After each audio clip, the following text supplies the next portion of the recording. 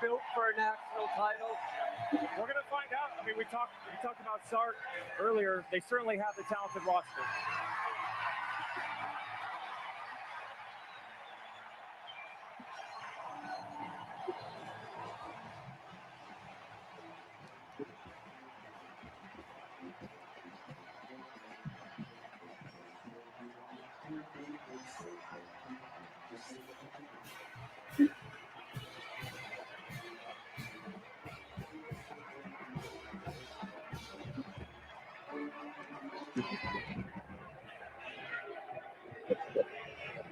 All right. It's football now. Football. I'm gonna do mine. Give me a second. Let's let them run out real quick.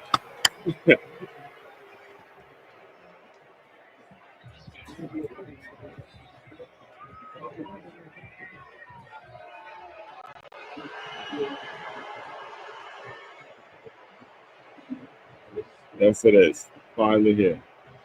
All right.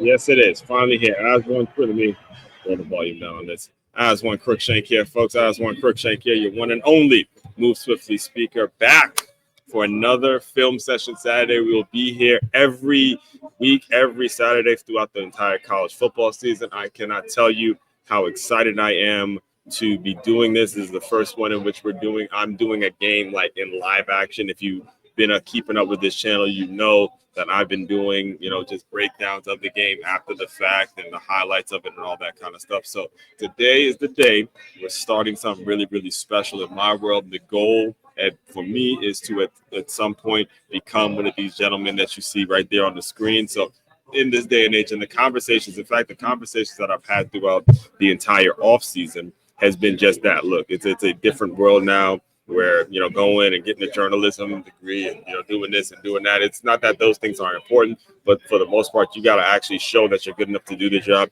You got to actually show that you actually have clips, have video, have footage in which shows that you're able to do what it is you say you want to do. So this is an example. Again, if you're not familiar with me or familiar with my company, if you're familiar with my business, I'll just let you know now. I started up a whole business that's all about, it's called Move Swiftly, and it's all about taking the innovative teamwork lessons that you learn on the football field and aligning them with businesses and business owners so they have a staff and a group of employees that moves just like a championship high school or youth football team throughout today. As we break to commercial and stuff like that, you'll be seeing me, go to the Make Your Move link to where you can purchase all that kind of stuff. But for the most part, we're here to watch some college football, man, and we're here to break it down the right way. All right, too much. I just couldn't take it. Again, someone that has played the game, coached the game, scouted the game, has built a business based on the innovative teamwork lessons that you learn on the football field.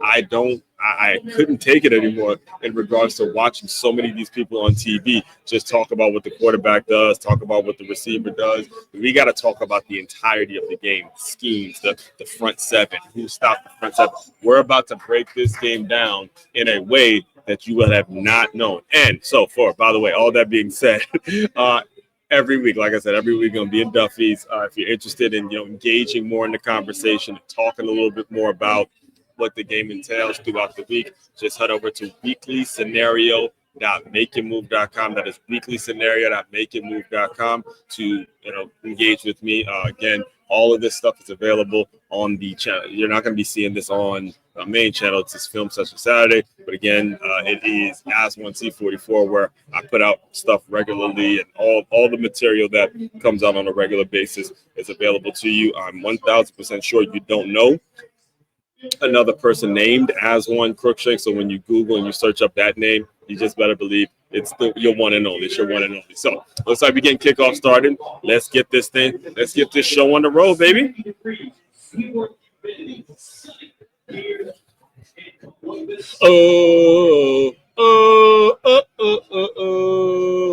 Oh man, it just never gets old. Every year, it never gets old. The environment, what the game is all about, what it teaches, the way it comes together.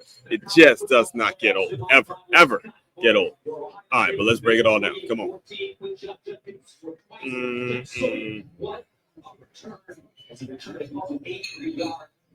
All right.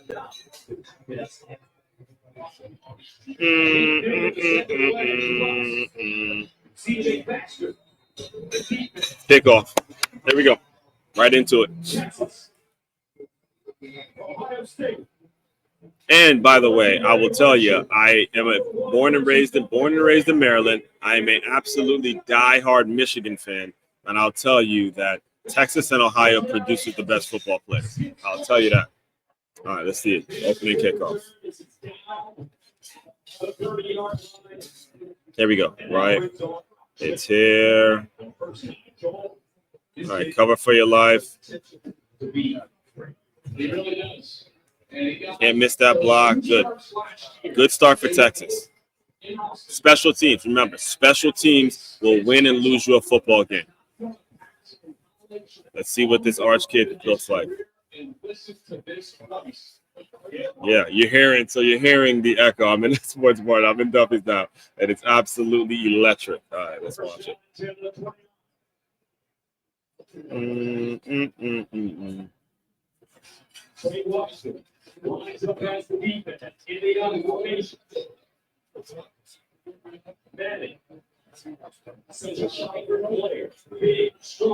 Yeah. All right, here we go.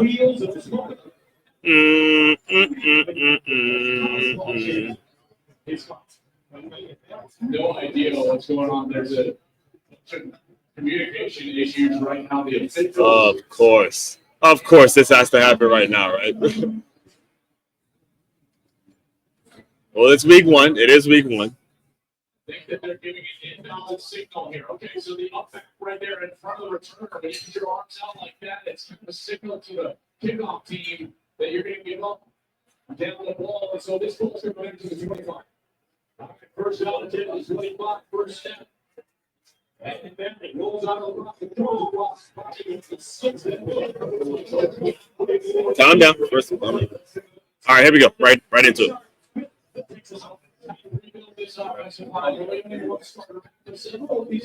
Decent. He has the guy open. Bad throw. Settle down. All right, first throw. Give him some time. First throw. But this is why it's so important to establish a run game. So many people, you guys want to talk about the quarterbacks. Hey, you got to have a balanced attack. Here we go. Good block by that. Good block right there by that center. 54, great block there. And that's what they got to stick to doing. That's how you win games, guys. You win games by keeping it on the ground and controlling the game. You do not have to throw the ball 50, 60 times a game.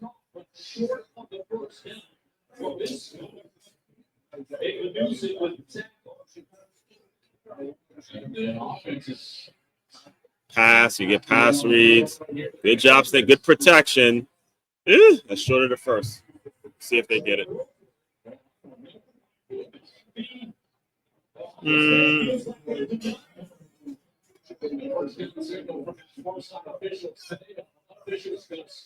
From the SEC, this is an SEC flu. It'll be an SEC replay booth, and they will give them that first down.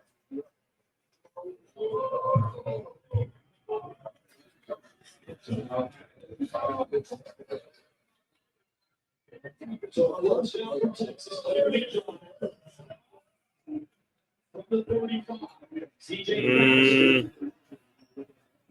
They give it to him. He skips for the hole. As long as he cuts it back, except for first down. Getting it in, he is so stop here with the tempo. Game 14. And so happy that this man is back. Dang, good the pull, good block. Receivers blocking downfield. First down. This is how you win football games, folks. You control the excitement. There's a lot of chatter going into it. Can you run the ball? You'll hear me say that throughout this entire season, because you'll notice that the winners and losers are going to be defined based on how well they're going down the ground game. Let's see it.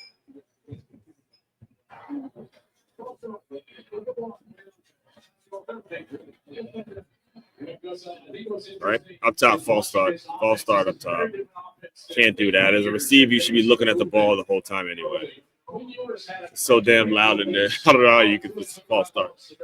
One pass option plays with the throws going on the field. This is a more traditional offense, moving the pocket for the quarterback.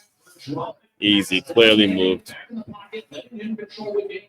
Already a difference in what we saw in Texas a year ago. So now maybe first down the 15, Baxter getting straight ahead with the crease.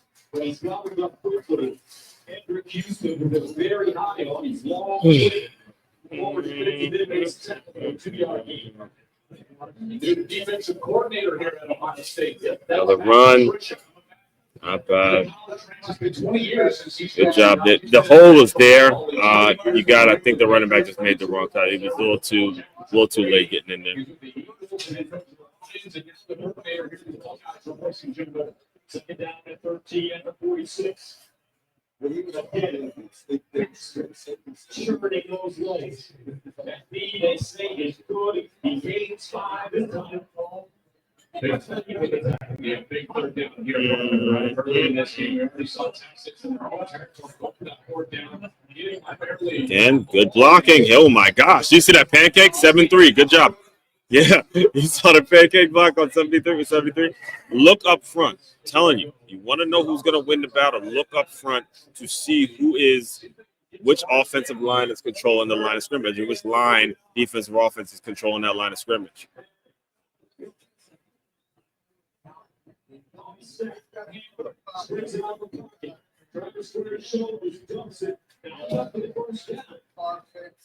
Let's watch it. CJ makes the catch. And now we're going to pour it down short.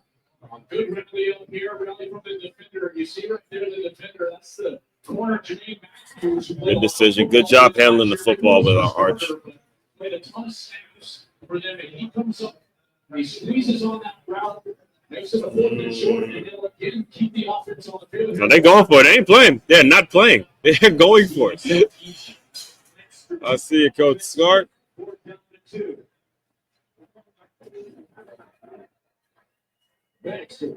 didn't get it. All right, let's watch it. There's a delay here. Here is delay. Duffy's is coming up quick, but let's watch it. Let's watch it. Right there, right there. This guy right here. Let's look at it. Let's look at the replay. So watch the D tackle. Watch the D tackle stuff that guard. There it is, coming right here. Watch this up front right here. Watch it. Boom. You see how that line just moves? That's how you stop the run, guys. That's how you stop the run. All right. We'll be back. We'll be back again. MakeYourMove.com. MakeYourMove.com for employee development, workshops. Turn your business into a championship team. It is common knowledge to know. Common knowledge. It's common knowledge that the best way to win in business or in life is by avoiding ways to lose. Whether you've just started a new business or you've been in business for quite some time, there's no getting around to the need to hire or outsource certain elements of your organization so things can run as efficiently as possible. When you book your meeting with us, he'll diagnose what the issues are with your current system and then strategically create a system in which will lead to a reduced amount of turnover or a clear understanding the parts of your business that need to be outsourced. MakeYourMove.com. Check out his YouTube. Married into the team, but acts like he's married to the team. A playmaker can get the ball from the upright without setting foot on the field. He really sees he doesn't hope that this is for teams here. No, these fans can start to know them because they always lose football. They have to leave. AT&T business support. It's not coming here. I think we're right back. You can do that. Well, come on, somebody's over the top. It's the boss who can't be. It's time to make something right. Yeah, that's what I'm better than. Saturday is sponsored by Progressive Insurance. You can AT&T Business. Change. All right, we're back in the game. Let's watch it. Progressive Stadium, also known as the Shoe here in Columbus. The first game played here was in 1922. This is the 104th year of football here at Ohio State. Julian Sayin makes his debut. All right, let's see what this new kid from Ohio State looks like. So you guys know, I am a diehard Michigan fan, so there's vested interest whenever Ohio State is on the field. I'm always looking to see how they are. Watched a lot of Ohio State last year, watched a lot during the offseason. So, again, as a fan of the Michigan Wolverines, I'm always looking. All right, let's see what they got. The West Virginia transfer to Wilmington. Much like Texas, rebuilt up front, Gus, the offensive line, and they really love what Austin Sarabelt has done in the offseason. And on the outside, this is as talented a group of skill position players that you'll find. And Jeremiah Smith is good defense. That's good defense. The ball early and often. He only had one catch for 3 yards in their last matchup against Texas in the semifinal a year ago. That's changed. They have a couple of them go watch out. Second down, 44, running it again, Donaldson. Power back, that great size. 232. This defense, they got a bunch of transfers. 5 of them at defensive tackle. They're going to rotate all of them. They've got stars at every level. Paul Simmons and It's a lot better by the Ohio State offensive line there. They got movement, and as you can see, the result is what the result is. They got movement up front. He was special with the structure a year ago. Now we'll see what he does on every down, particularly against the run. Ohio State 2 straight runs to start the game. Third and 4. Straight man. How about this? Defense is stopped play early. And that'll bring up the all right, third and 1. From the question mark of each of these defenses, which is the interior of their interior line. You guys are going to hear it all the time. This is why it is so it's stupid to think that just because you have a phenom at wide receiver, it's going to automatically lead to wins. See, what we're going to see every single week is the team that's winning is dominating up front, and they're not giving up. They're not allowing big plays. The media likes to pay attention to these big plays and the highlight reel stuff, but it's going to be a matter of who's up front, who's winning up front.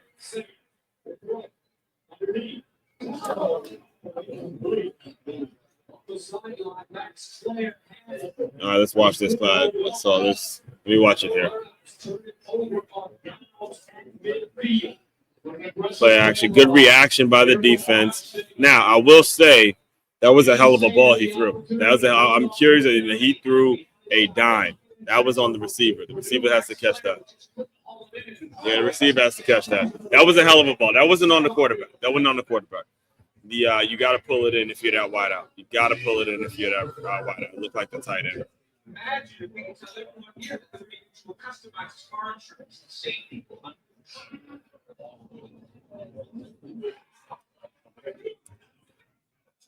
Oh, what's this? A fan? He's not wearing pants. Bro, Stevens? Man, it was all sensitive. Only painful. Even when U.S. soccer star Melody Swanson was on the field, she always makes the perfect play. With a Bank of America customized cash rewards Visa card, she'll earn 6% cash back in the category of her choice, like online shopping, for the first year from account opening.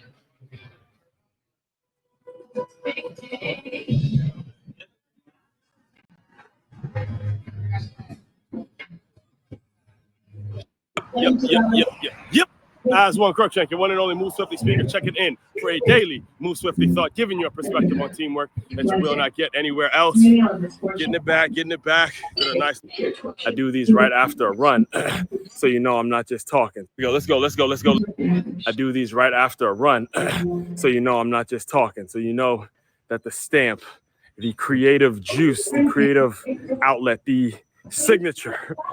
And you know it's your one and only Move Swiftly speaker talking. When you know you're listening to the Move Swiftly podcast, I don't even got to say an intro. I ain't got to say a name. You just know He just finished a run. He's out of breath, and he's putting in his work. He's making sure it gets done. In a time where you get 99.9% of the podcasts that get started out there just wither up, and they usually close down within 10 or 15 episodes. You are now listening to a show that is approaching 800 episodes. Comes out daily, comes out every single day. I do these right after a run, so you know I'm not just talking. Let's go. As one Crookshank, your one and only Move Swiftly speaker, checking in for a daily Move Swiftly thought, giving you a perspective on teamwork that you will not get anywhere else. I could not wait to give my thoughts today. Let me tell you. According to this, March 14th, 2024, 2 days after became public information, there was a NIL round table. Here we go. Let's go. Here we go. As one Crookshank, your one and only Move Swiftly speaker, checking in for a daily Move Swiftly thought, giving you a perspective on teamwork that you will not get anywhere else. Tuesday, another Tuesday, folks. Which means another top 5 list for the week. According to this, it actually is Teacher Appreciation Week. No score from the shoe. Both teams go for it on 4th down here in the first quarter. All right, we're back. Okay, this was the 4th down ball. Let's watch the replay. Needs to go from Julian Sayin to Julian Sayin. You can see Let's watch the replay. We dial it up to number 4. That ball has got to go in this direction. First down and 10 from the 49 for Texas. Oh yeah. You gotta let it go.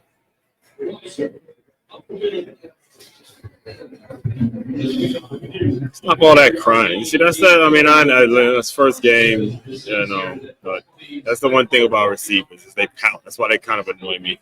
All right. And decent run right at him. Running back just got to do a better job finding the hole.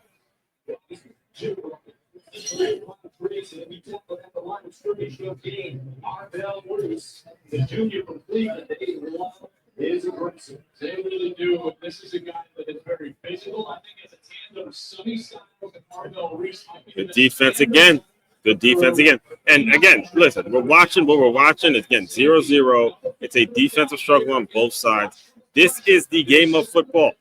All right, this is it. You got to see who's winning up front. And if you know anything about how to build a business, or if you're interested in it, if you're that person that's in a leadership role, these are the things that need to get done. That's kind of boring work, monotonous work, all right? That just grinding every day to make sure your front line, your front team, we call those the front team workers over here in the Move Swiftly world, that they're able to establish their presence early, because you do not have an opportunity to, you know, get the flashy things without there being a foundation set up front. All right, even metaphorically. Again, who's the person laying down the floor plans? Who's the person that's cleaning up the building? Who's the person that's doing all the maintenance work and the hard labor that makes it so the talented folks out there are able to do their job at a high level?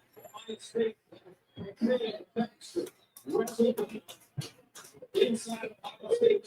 watch it.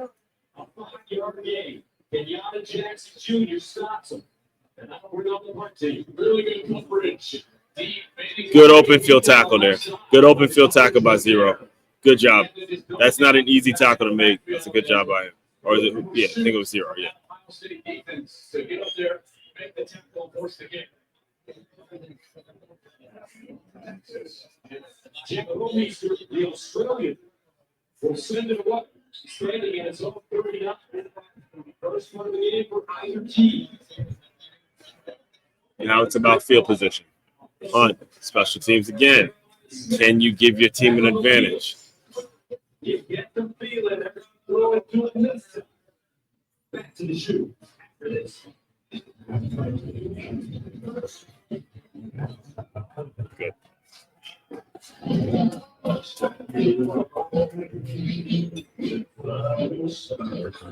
So this week's top 5. As a teacher, someone who's been teaching now, officially been a teacher full-time for the past 3 years now, as a teacher, top 5 lessons that I've learned in my 3 years as a teacher. All right, let's get right into it. Starting off at number 5, because it's very possible that I'll get long-winded on this, because it was really, actually the challenge was getting this list down to just five lessons, because I've learned feel like I learned about 500 lessons a week. All right, so the challenge was actually getting it down to the 5, the actual condensing all the things that I've learned and condensing it to 5 reasons. Here we go. As one Crookshank, your one and only Move Swiftly speaker, checking in for a daily Move Swiftly thought, giving you a perspective. You know what your problem is? Here we go. Let's go. I do. Yep. As one Crookshank, your one and only Move Swiftly. What you're saying when it comes to just having a quote-unquote job interview on the golf course, it's relaxed, it's understanding a whole 4 hours of this position only for you. So one of the things we preach all the time here is employee development and innovative teamwork, and it's because so many people are hired for roles and hired for positions that were rushed. You rushed the interview process, you rushed everything, and all of a sudden you're wondering why your company is suffering with profits and suffering with turnover. It's because you didn't spend the time really figuring out, is this person a right fit? And that part of it is a huge deal in regards to what you're saying. I mean, I've gone longer. When I've gone to Asia, we played 12 weeks with 1 week off in the middle. I mean, that's pretty grueling. And now you're going to a different country. You're doing all kinds of, when you travel internationally and you got time zones, all that stuff. So there's a lot more involved. But I think you would probably agree, like in any sport, if you put the time in, that's really where the fruits of the labor are. I mean, I've gone longer when I've gone to. So you had mentioned, I want to make sure we get this on record as well. So you had mentioned already being a director at a particular country club. Can you just kind of put all that stuff out there now in terms of how people can get in touch with you if they want to hear more, all that good stuff? Go ahead and plug it. Yeah, East Point Country Club is a 36-hole facility with two really nice golf courses. They just redid the Fazio course and it opened in January. It's in Palm Beach Gardens, Florida. It borders Jupiter and Palm Beach Gardens. The south entrance is in Palm Beach Gardens. The north entrance is in Jupiter. So you.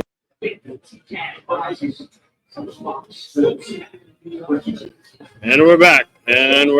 We're back in the horseshoe. Let's keep watching. Julian Sayin missed Jeremiah Smith that last time out. All right, Ohio State's back on offense, and we shall see what they do with it.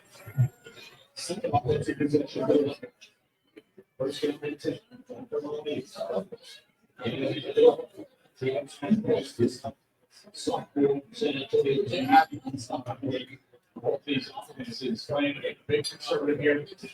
Defensive line, and it wasn't to be anticipated here. But you starts again. What we seeing? 1st and 10. They try to run again, and Texas's front 7 is stepping up. That has been consistent as we approach midway through the first quarter. Is that both defensive lines have shown that they're standing strong. All right. And again, what we got to really think about and really take away from that is you got to build that foundation, guys. You got to build that foundation. Let's see what they do here. Defense, like the old saying, defense wins championships. And these are 2. So we got 2nd and 9, 2 championship contenders here.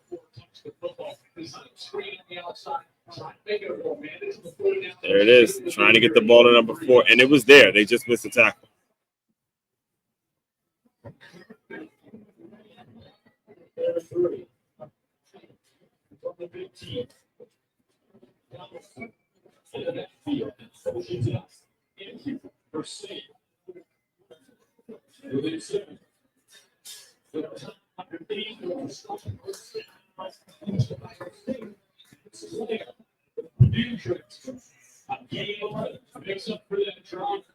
All right, 5 wide. Let's see what they do.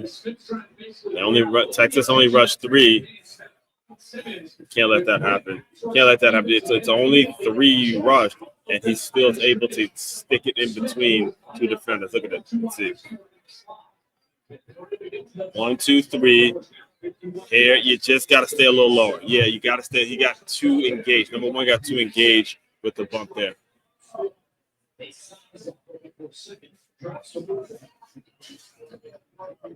Okay, let's watch. Let's watch. Okay, and this is the problem. This is the problem. I'll show you right there. Greatest college football player in the country, though, right? See what the media does? Do you see what the media does to these young athletes? Do you see it? Okay, that is the best, they said. College football player in the country. Mistakes happen, but you got to be careful what you talk about and how much you gas up these players, man. You just got to be careful with that shit. Hit him in his hands. And that's probably going to throw off the whole drive. So now they're in the 2nd and 10. They had a great game there, not in the 2nd and 10, and it's on 2nd and long, as opposed to being in the 2nd and 6 or 2nd and 3rd. You got to make that catch. Nothing. Good job, 16. That's the safety coming down and making a play. I mean, 18. Excuse me. No, excuse me. That's the linebacker. I think it's the same guy from last year. The linebacker from last year just coming right downhill. Yeah, I remember watching him last year in the Cotton Bowl. And now you have a new starter in 3rd and 11, 3rd and long. Not a good chance of making it. Favorable to the defense.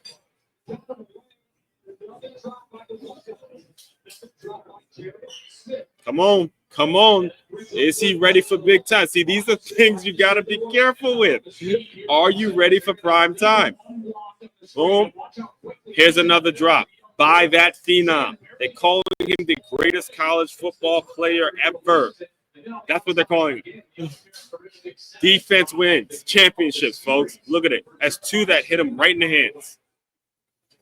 Good blitz here, good scheme, good redirection by that D lineman, and watch it hit him in his hands and just drop it. Plain and simple. Dropped it. But she was crying about not getting the ball the drive before, though, right? Got it. See, the game reveals character, folks. The game reveals it. All right, it doesn't build. See, a lot of people think that the game builds character and will build a something new in you. That's not the truth. The game reveals character because we're watching this real time. I'm seeing it real time. The guy that they've been talking about all offseason. I mean, over and over. And again, it might be a little annoying as a Michigan fan to have to hear about an Ohio State guy all offseason. But let's keep it all the way 100. He dropped 2 balls after bitching and moaning the drive before about not getting the ball thrown to him. You got to understand that and understand that too.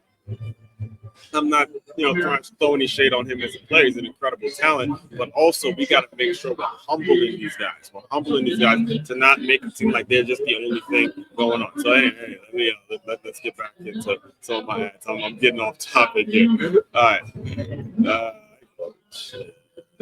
So you had mentioned, I want to make sure we get this on record as well.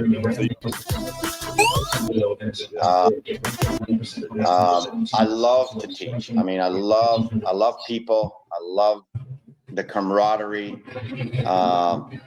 And I look at things a little different than maybe the individual does. I mean, I look at motion. There's a motion in a golf swing, and I look at motion. And then I put the pieces of the puzzle that way. I would go to Europe when I was playing the European Tour, wherever I was playing in the world. I had a home down here in Florida, and I would come back here, and what would happen is it would take 5 minutes for him to help me with my golf game. Then I just get up. It's one of the norm or how that became something that golf has is, that's what you do when you want to network and stuff like that. Oh, yeah, really. That's another excellent question. Let's say you're looking for a job like yourself and you got to go for an interview. What do you got, 10, 15 minutes? You got 4 hours on the golf course. So if you're playing with your guy, you got 4 hours. So you don't feel rushed. You don't feel like, you don't get all hyper or whatever their emotions that come out of us. Now you got 4 hours to relax and talk to this guy. And you know what? I can honestly tell you, Aswan, that if I was to do business with somebody, I'd want to play golf with them for a day, for 4 hours, 18 holes. And I would be able to tell you from that point whether I want to do business with that person or not. That's where I talked about earlier where I said golf parallels life. Yes. So it's phenomenal. You don't have that opportunity in tennis, golf, tennis, football, basketball, hockey. You don't get that. But in golf, it's a gentleman's game. I mean, that's the way it was. It's always been. And you have rules, etiquette. It's remarkable. So that's I think from a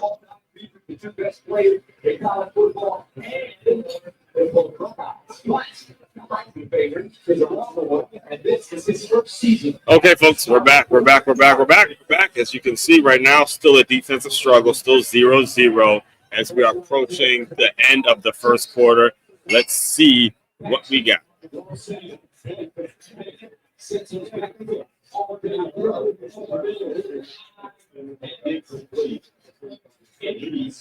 The intended receiver. Okay, they send up safety on a blitz. Good job picking it up. Arch again, that's a bad throw. Bad throw. Step up in the pocket and make a better throw. Because it's over his head. And you had the protection. He had the protection. It didn't need to go over his head. I'm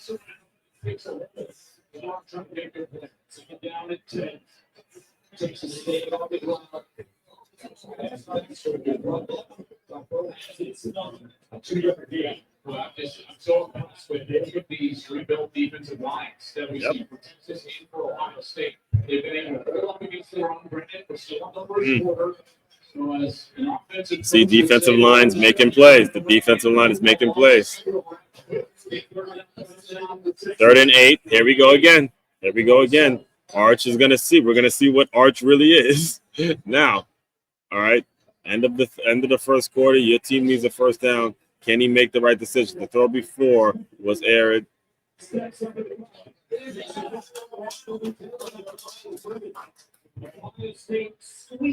see what happens. I just talked about those targeted transfers, and you're going to get that pressure from a guy that came in the transfer. Good job, 14. Good job, and that's a testament of not giving up on the play. The guy that actually made the sack, he overrushed, but he continued to climb. And he still got to watch it. Watch it right here. This guy right here. He comes up, but he doesn't give up on the play.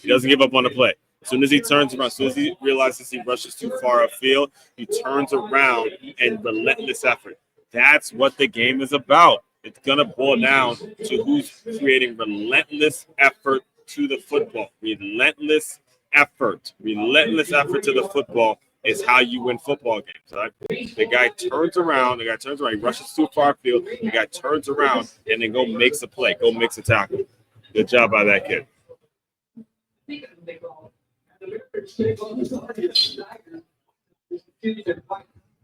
AL Central against the Warriors Giants Central listed for the game in the area tonight at 70s.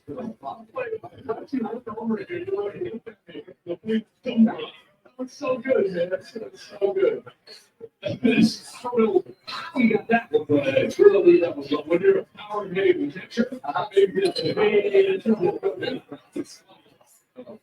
First up, that's an 20 there. Receiver on the near side. They hand it off to Peoples. There it is again. G-line again showing up. First quarter. 1st and 10. Oh, now it's the gloves. Get the all right. Now it's the gloves.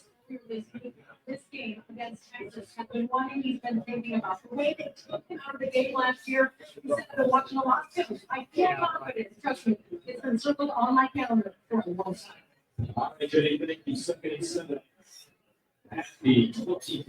That was his gloves, guys. Now it's his gloves. That's why he dropped those 2 passes.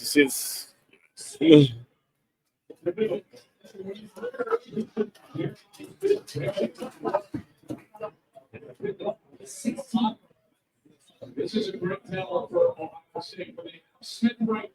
Well, there's a motion man. That's going to be clear. But Smith is just inside of him. When that motion man goes outside, what it does is it changes up the coverage. And now, that good play by Ohio State, but it's more so because Texas ran a blitz. So they send the blitz here, They send a blitz here, and it leaves the middle of the field wide open. See the two linebackers blitz. So it really wasn't. They just got lucky because they called Texas in a blitz.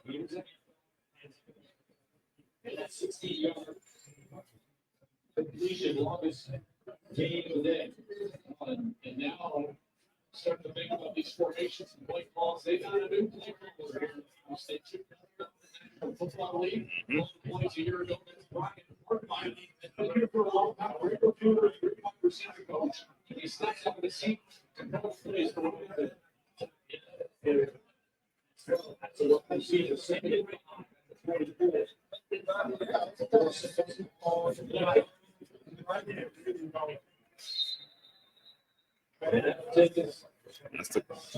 And that'll take us to the end of the first quarter. Again, strong defensive battle. Defensive lines on both units is stepping up. Defensive lines on both units are actually stepping up. So let me take it away by the way, what the thing I am doing here for the app, just so you guys know. So I just went right into it. But throughout the commercial breaks, I'll be advertising the Daily Moose 50 Thoughts, which is what I do every single day on my main YouTube channel, which is As1C44. Every day there's a Move Swiftly thought, and a ton of people that have been on the podcast. So what I'm doing during commercial, I'll allow that to play. So you guys head over there and subscribe to that, especially if you're interested in employee development and making it so you have a staff and an organization that has the same mentality, the same mindset as the championship team. So that's what we're doing during commercials here. Rose was him, right? So anyway, the reason I'm bringing all this up is because the after career, the after basketball, what's next is he's clearly, taking an interest in making sure young people learn the game of chess and understanding the importance of chess and all that. So as a point guard, specifically as a point guard, is what you're doing. Let me teach you guys something real quick, because chess is something in which you got to use your mind. You got to really mentally develop if you're going to be great at chess, because you got to constantly stay 2 or 3 or 4 moves ahead of your opponent and figure out how you're going to do things. So teaching kids that mentality is absolutely crucial, right? So as a point guard, it's the same mentality. As a point guard, you're coming down, you're seeing guys cut, and you see what defense they're in. Are they in a zone? Are they in man-to-man? Where they're going to be switching off? Is there a pick? All these things you have to be navigating and then make the right decision, whether you're going to pass or whether you're going to put one up or you're going to take it to the basket. However it is, that mentality of chess, again, we're going to see a different type of D Rose, whether it's on the basketball court or in the courtroom as a lawyer, as a doctor, whatever, as a business owner, as a leader, as a parent, as whatever it is you need to be. That mentality and constantly thinking 3 or 4 moves ahead, that mentality is going to lead you to something really, really positive in your life. That's why I have to re-emphasize and give D Rose shout outs for really making an emphasis on this. Same mindset, new battleground, still running plays, still obsessed. All that being said, David, welcome to the show, man. How have you been?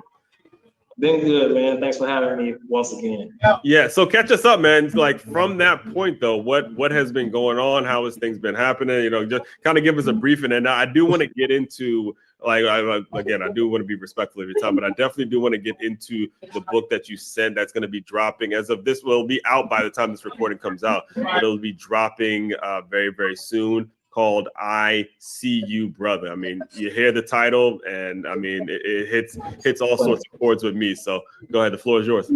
All that being said, David, welcome to the show, man. The problem with that is when you don't define your role, now you're letting the things that are happening in society define your role. Right. If nobody's being an actual leader, if nobody's following a role, I know a lot of people don't like the whole roles or whatever, but reality, there's roles. And like I say, you hit the nail right here. I think when you hear that term role, there's negative connotation to it. And the problem with that is when you don't define your role, now you're letting the things that are happening in society define your role.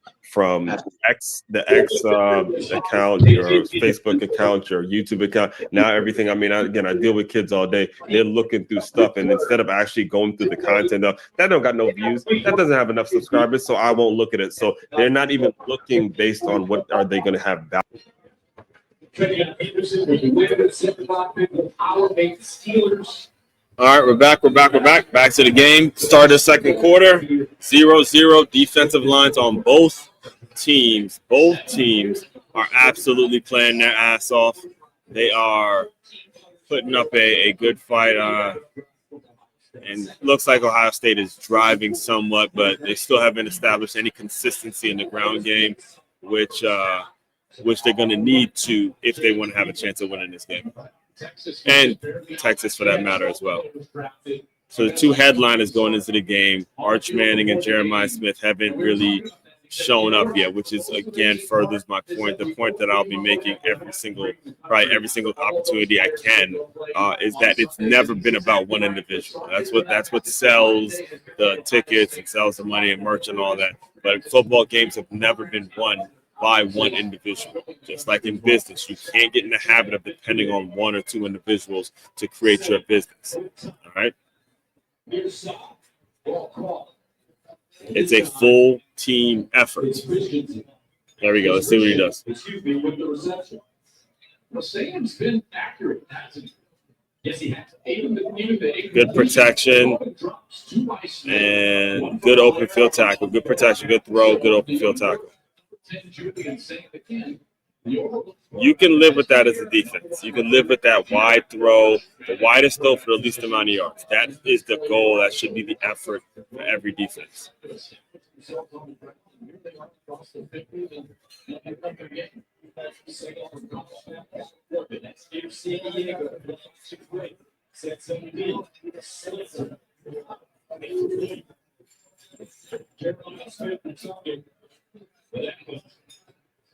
See what you're about. Let's see it.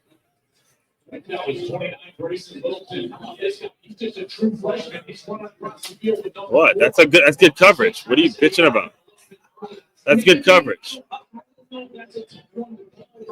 He played the ball. That's good coverage. No, it's not. He comes in, watch, he sees it, and then he breaks on the ball. He's playing the ball. He's playing the ball. That is not a pass interference. He's playing the ball, as you can see clearly. Now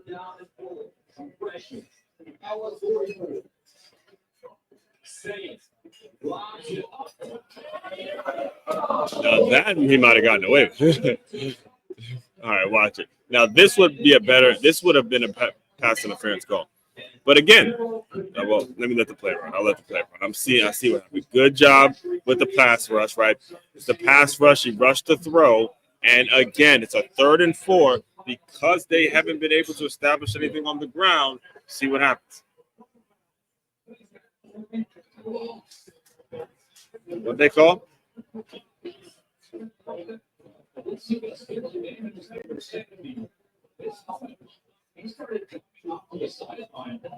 Oh yeah, hands to the. You'll see it. I'll let it play here. Hands to the.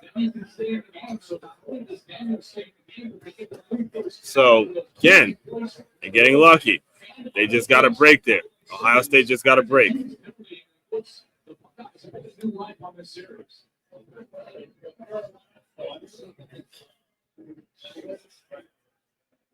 So first down from the Texas 29 for Ohio State. C.J. Donaldson with this one. They get it to him. He's lucky to get across the line straight.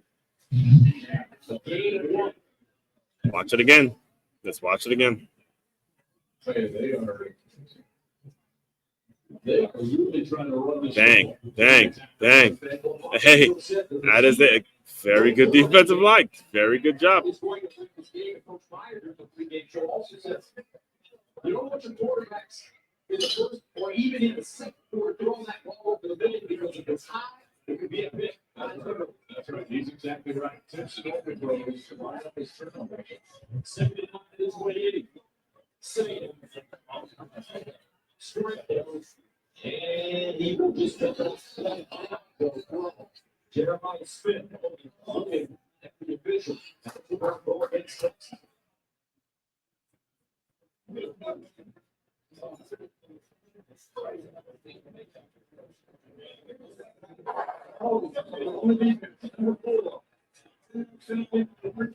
Let's see it.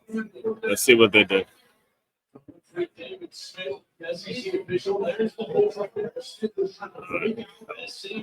pocket. And he did. They just showed the replay here. Let's watch it here. Boom. Watch that hole right there. See? It's also the second penalty on this series. Buckeyes again with another first down pass. Buckeyes in the red zone. First to another team.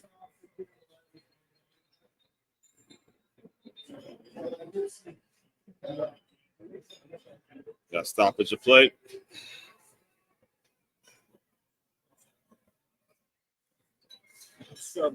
Huh? Yeah, we're good. All right, man. Okay. Yeah, we're here all good. Does it mean the 18? 28 is 10 yards away. It's the 18.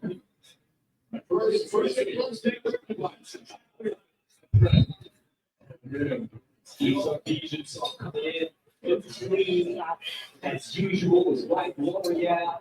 Put it together. Did last year, Michigan. First down at the 18. Carnell Tate in motion. We haven't called this day yet. He lines up in the slot. He's a spectacular. There's a pushes the ball forward. And Ohio State surely. All right, here we go. First and 10 inside the 20 for Ohio State. Oh, okay, great block by 70. See that hole open up?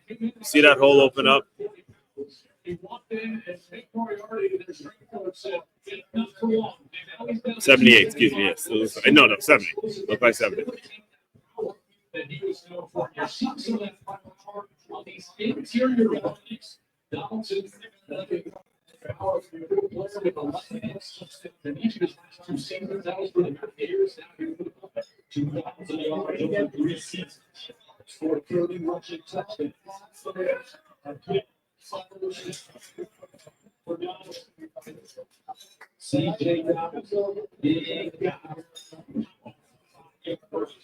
You've seen this motion being put into play. Motion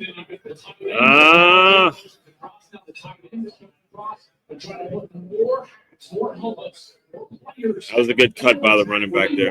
So watch the cut he makes. And a lot of it, too, is about being a patient runner, allowing your blocks to develop. See that he hesitated? Good cut to get outside. Good decision by the running back. A lot of it is vision because it wasn't a good block by that tight end. And the running back made him right on that.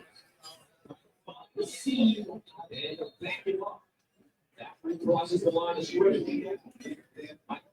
There, game 2. You know, I thought that last year's running backs for Ohio State, Trevion Henderson and Quinn Sean, that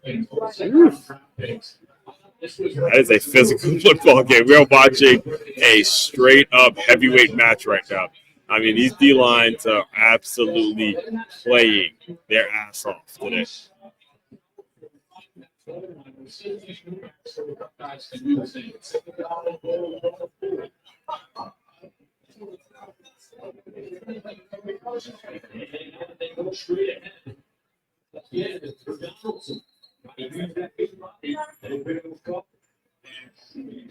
This will be big. If Texas can hold them to a field goal here, this will be a big win for Texas. Ohio State has got to take advantage. They got to take advantage and put this one in the end zone.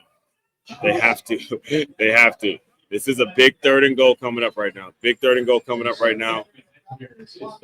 And we'll see what happens. But again, want an organization that wins, build out those defensive and offensive lines. Let's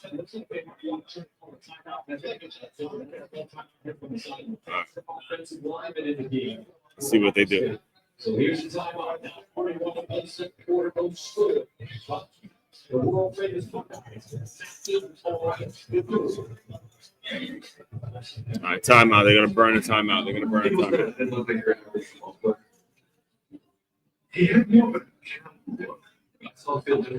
when I started wearing blue parking glasses in middle school. Matter of fact,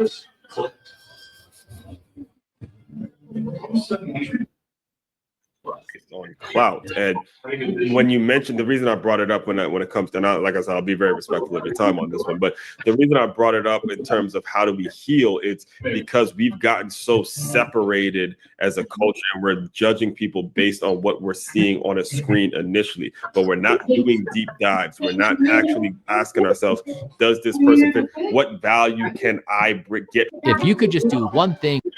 Wow.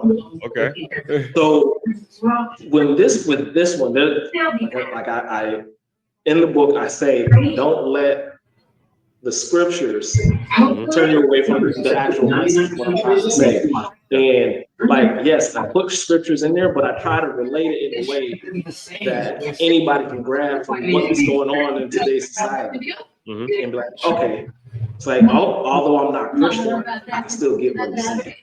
You know, so like that's my little 2 cents on that part. Like, just don't let the scriptures turn you away from the actual message that it's trying to convey.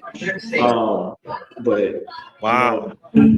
So there's another that brings me to another point in your book too, because even in and I've read the first one and this one too, it also has these points where you're directing people to look inward. You're also making it so readers are writing down what their thoughts are. You're putting scriptures in terms of what God said, how to do things God's way. So there's another. It wasn't anything that she hadn't done before. Right. It was just like in that moment, like something just triggered. And I was like, oh, like, man. I had to sit down with it for a second, and then I got back. Like once she left, or whatever, I let her know, like, this is what happened. It wasn't anything that she hadn't. You have to make sure you're around the right community of people that believe in. All right, we're back. Let's see what they do. We'll see what they do. 3rd and goal. We'll see if Ohio State can punch it in, because again, if they do not punch it in, it'll be a disappointing series. They have to punch it in here. Let's see what they do. In a lot of cases, I was telling people earlier, I thought Texas could have the best defense in the country this year. And they certainly made it difficult on Ohio State. Penalties on Texas on this series. This SEC officiating pro, no those flags, and on this series getting down here. 3rd down and goal, less than 2. Donaldson. Texas getting pressure. Stuffed. That's the power of D-line play. Stuffed. Okay? That's how you nut up as a defensive line. Stuff. Everybody up in their grill. Done. Stuffed. Okay? Here we go. And then they're going for it. Okay. Here we go. Now it's going to be fun. They want to run the risk of walking away with no points.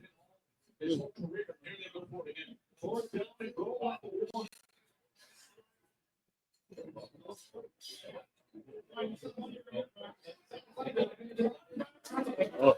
Woo. All right. Hey, man. All right, watch it live. You guys just heard the reaction, but watch it live. I formation, straight power football.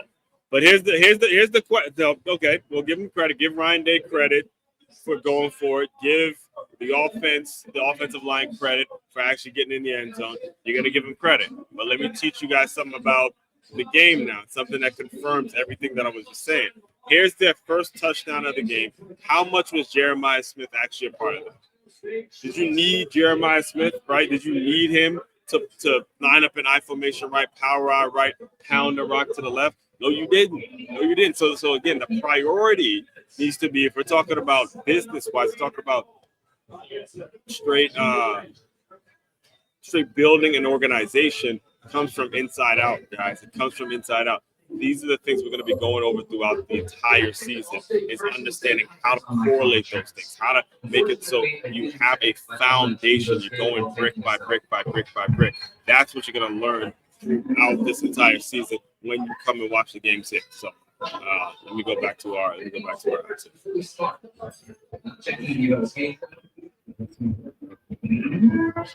failed and was failing at everything I attempted or was trying to accomplish. So that the fact that you opened the book with that line hit me on so many ways, on so many levels. I mean, from when I played again to when I tried this business idea, I tried this over and over and over again, understanding that, you know, when you put something out there, you will fail. But when you hear from like another person's perspective and they're able to bounce back from it, or they're able to at least speak on it, it creates an opportunity, it creates a partnership kind of in a virtual sense or whatever. So can you kind of speak on why you would open up the book like that, and then why, you know, what are you hoping readers grab from it as they, you know, as they make their purchases? All right, so firstly, like the book, that's my little disclaimer. It's my conversation basically to another Black man, right? The book is geared to Black men, but with that being said, is that saying that a white man or Spanish man don't experience a lot of the things that we do? No, that's not saying that at all. But me starting it off that way, I just felt it was important to do that, you know, because we all go through, we all have a timeline, we all have a plan, we all just think that like it's supposed to be this one way, and when it doesn't happen in your time, or you know, it messes with you, and not just personally, but now you have, you know, I got little man, like, you know, so if everything that you're trying to do continues to be a roadblock, something just to knock you back a few steps, like at some point there's gonna be a break. Like, what am I doing? I'm trying to be the best man I can be, best father I can be, best friend I can be, and continue to push and knock on these doors and continue to be told no. So like, I'm a grown ass man, and I still get triggered myself. Healing is going to be a constant thing. I don't think you ever really totally heal. We're back. It's one Crook Shank here, your one and only Move Swiftly speaker, former division college football player, current 5-time, soon to be 6-time published author and educator. Coming back to the Ohio State versus Texas game. Ohio State just went up after a 1-yard run, 1-yard touchdown by the running back, Baxter? No, it's Donaldson, excuse me, C.J. Donaldson. 1-yard touchdown after a drive that they finally got something going on the ground at least, but for the most part, I think they just, you see two teams that have strong defenses and they're kind of moving in their strengths. All right, so.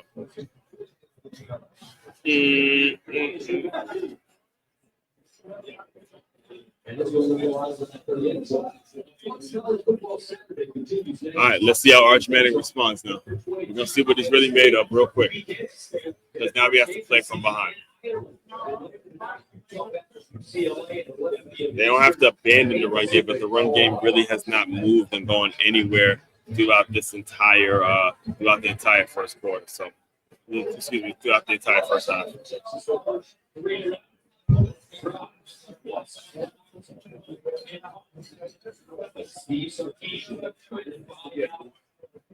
What his team needs to do is moving the football against this Buckeye defense. First down and 10 at the 45. If you backfield for Manning, he runs up. Gets outside, shows him first, and picks up 7, 8 yards. It's almost unfair in a way, Joel, that in his first start, he has to go against not only a former head coach in the NFL. All right, there we go. That opens up the defense as well. That's a good call. Sarkisian.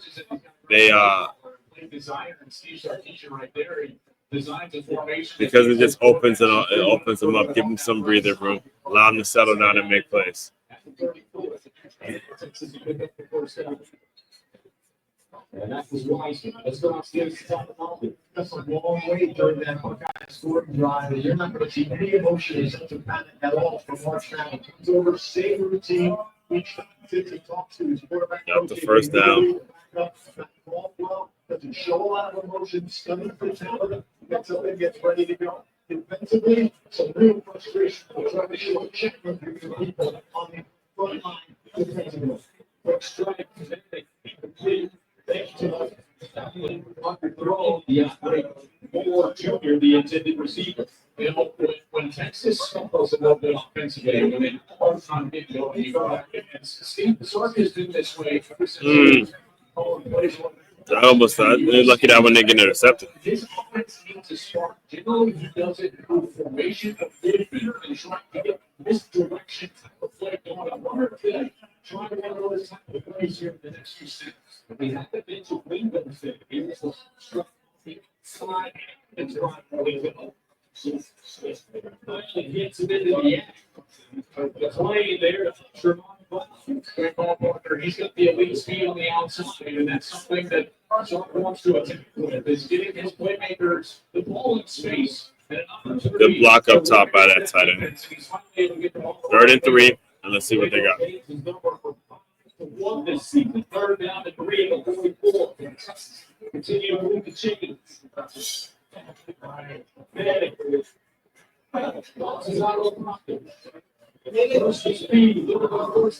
Oh, boy. All right, watch this play. Effort plays, watch it. This DN gives up the edge, but then he sort of makes up for it, but he misses that tackle, and it's a 1st down. Effort plays. That could be I can't say that could be. That's the kind of play that can spark an entire team. It's an offense that has been absolutely stagnant. Seeing your quarterback and your leader take that kind of risk can be something that actually sparks up the offense. So let's see.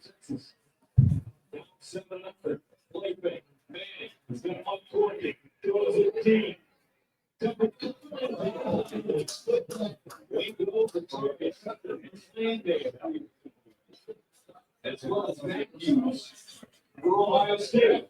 So this is really big coverage because you got elite speed right here from Ryan. That's tough. I don't know. That again, one of those throws that easily could have been intercepted. This is what happens when you get greedy. It's what happens when you can't move the ball on the ground. All right, this is what happens. Just get antsy, getting impatient. You start throwing these deep passes that aren't too and put it in double coverage. It's not a good idea. 6:32 remaining in the second quarter.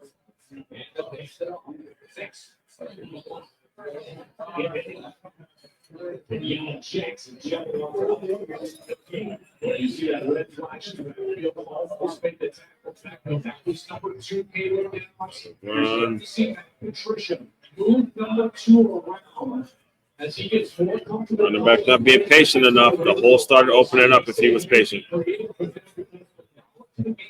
Is he lead for Caleb Downs, number 2, and Sark knows he's got to understand where Downs is at all times. Texas won a block on 3rd down conversion.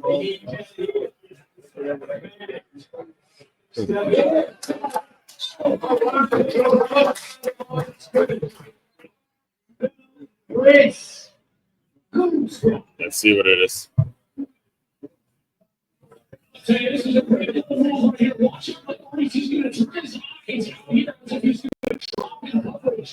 And then he goes on the stomach with the left foot right there from his linebacker position. It's a little nuance. I'm telling you, that's an NFL nuance right there from Patricia. Teaching his linebackers how to get the attention of the offensive line away from them. He's ready to send it away. Good stunt. Deep inside the Ohio State territory. 52-yard punt.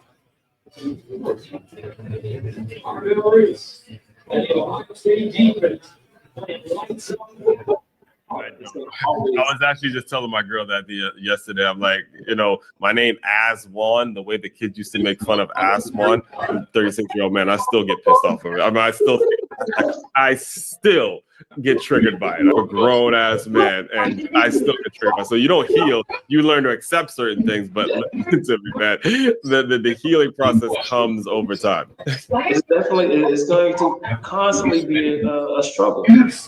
Or even if it's not a struggle, there's going to always be something that triggers. Like you said, that is a part of the healing process. And you will, like I said, you will never totally heal something.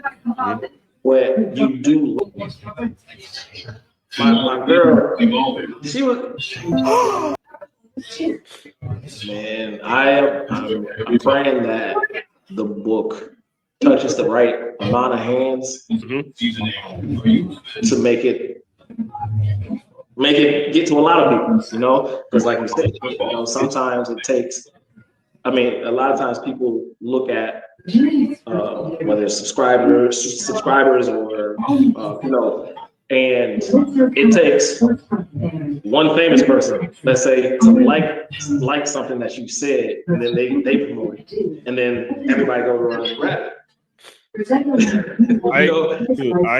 I lost friends for over that. But the part of that election that got me, and I actually got emotional about it, and it would always piss me off because I actually had some clients bring that same topic that was being portrayed about Black men not going out and supporting Black women, this and that. I'm like, how? When we've always supported, you know, but it's one of those things where when I got into it and explained it to people, it's always easy to step on somebody that everybody's already stepping. Yeah. So if we're already considered to be lowest of the low, it's easy to target that demographic out. Exactly. And if you have your own people stepping in and just going right along with it, I'm like, yo, like, what am I doing? I lost friends for over that. I read Black males that I lost not only friends but lost absolute all my respect for because of the way they reacted to how that election turned out. And I said to myself, I'm going to look at a person's policies before their identity, and because I'm a Black male, all of a sudden I have to get looked at funny. I have to get you know, nasty. All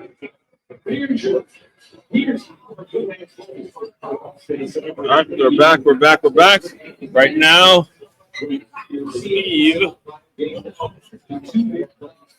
Texas just gave up a sack, and Ohio State has the ball with an opportunity to go up 2 scores. So we shall see what they do with it.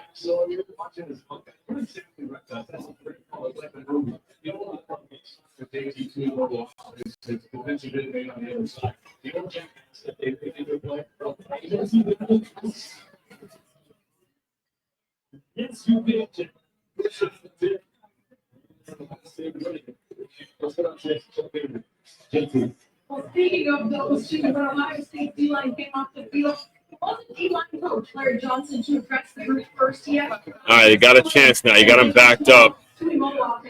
D-line just have to keep playing and doing what they do. That was a big run for Ohio State. They're just, don't say good run to give them some breathing room. Good run to give them some breathing room and see what they do. Got to remember now, you're giving is a quarterback who's making his first start, and it's against Texas of all teams. So again, that run game needs to get established if they want to keep this lead.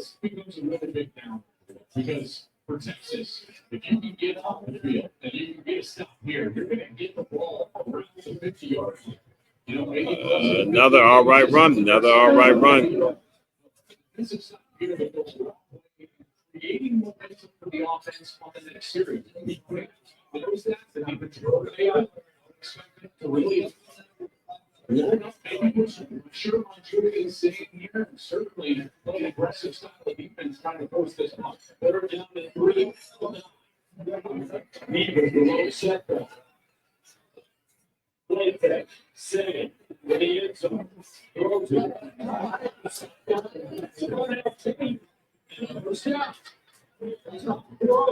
Sayin, when he got it. That was a great throw, but I think it was better because the coverage was all from Carnell Tate. We worked for a long time. All right, that was a good throw by him. Good throw by him. He was getting pressured, and he put the ball only where his receiver could get it. The tight ends actually hit each other. Sayin hooks up there for an easy short completion. Nobody there. And watch Ryan Day looking at Carnell Tate. He says, yeah, it's down. Got his foot down. Got to give it to him. Great catch. We've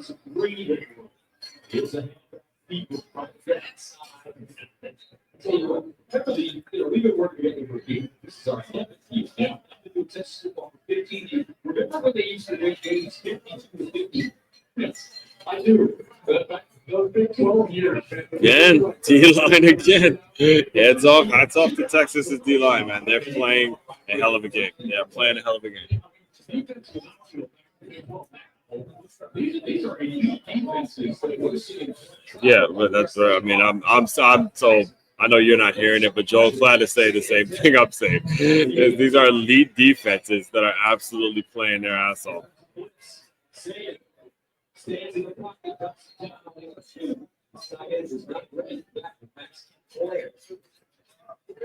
Some miscommunication there. Player looked like he was out there trying to pull a block. And saying that pressure in his face and had to get rid of the football. And now another big third down here.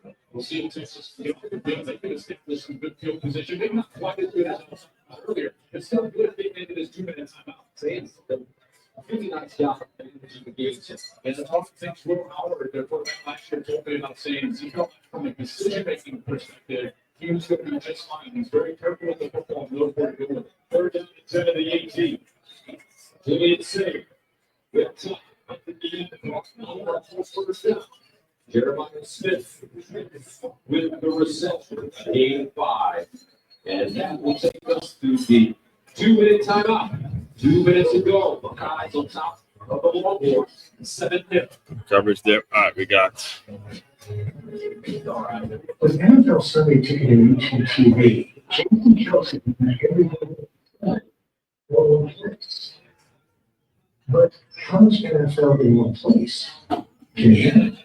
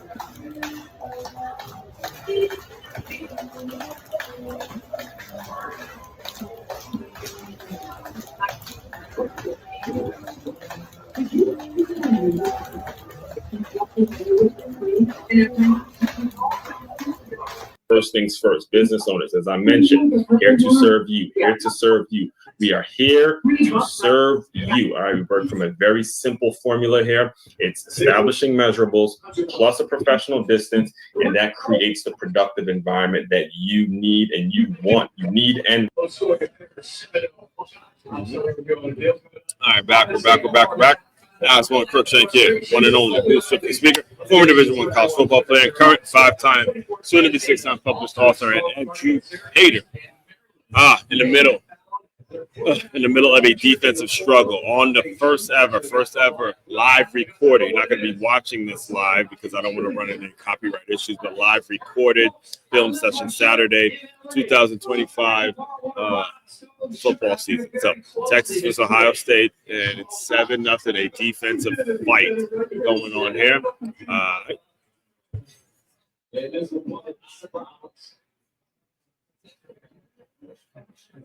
So in the meantime, outside with the expenses, health insurance does not cover with Aflac. Only the last preseason Heisman favorite to win the award. Aflac.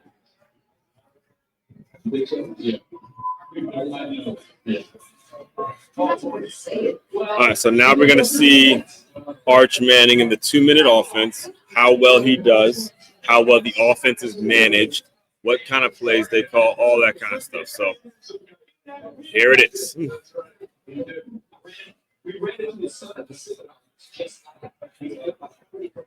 Preseason hire to win the award. Lion, I used to call him Matt Lionheart.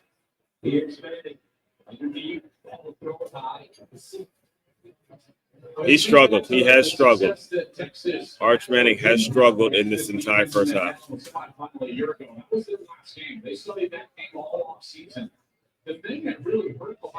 high. It's a high throw. He's not making the passes. It's a high throw. Should have been completed. That one should have been completed. It's a slant route, basic slant route that he just overthrows.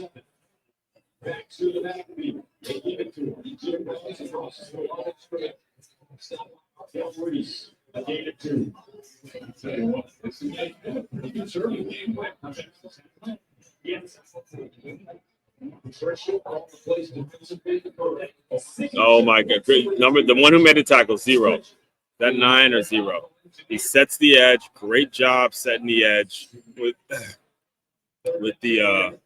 that D end there.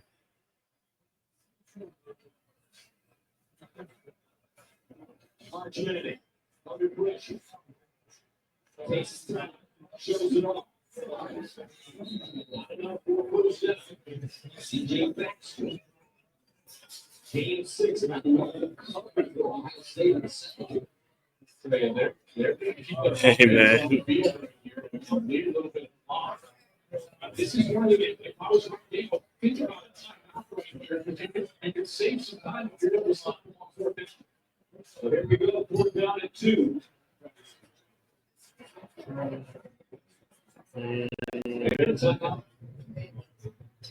By Ohio State. They got one left. Texas was with all 3. All right, timeout Ohio State. Let's see what they do.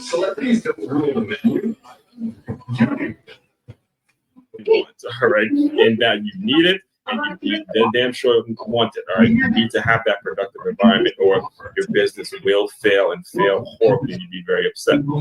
Be very sad for you. Be a sad day for you when it folds because you didn't create the productive environment. You didn't implement the correct systems and the correct formula. All right. So I create a 10-step process that you can use right now.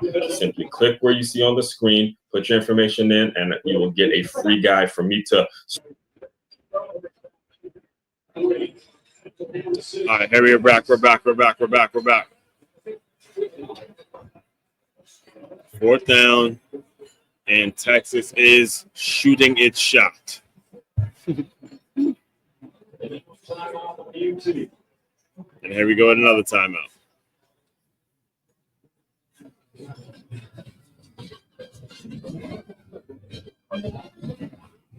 And just kind of a recap of what we've been going on, what's been going on throughout the game.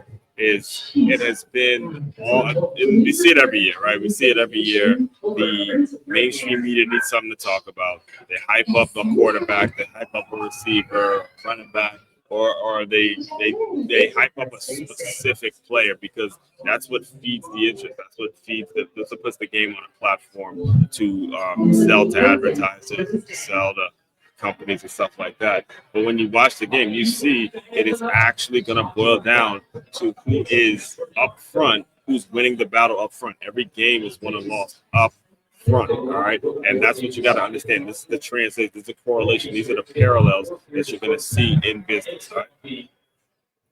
So it looks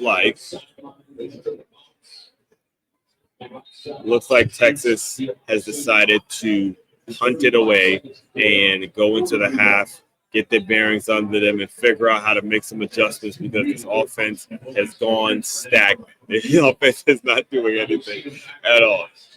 If I'm Ohio State here, what I do is I see what the run game, see if they can pick up anything on the ground. But the quarterback, for the most part, has done a decent job. I think the quarterback has made some decent throws, but they haven't been able to establish much on the ground. The one touchdown that they did score was when they had the ball inside of Texas's territory, inside the 30. So, and then most of that came from plays on the ground. They got lucky with 2 penalties on that drive as well. So, here, if I'm Ohio State, I'm thinking the same way in terms of, hey, let's go and make some adjustments going into the half. How we get this off? In fact, they're gonna kneel on it. They're gonna kill the clock. All right, so.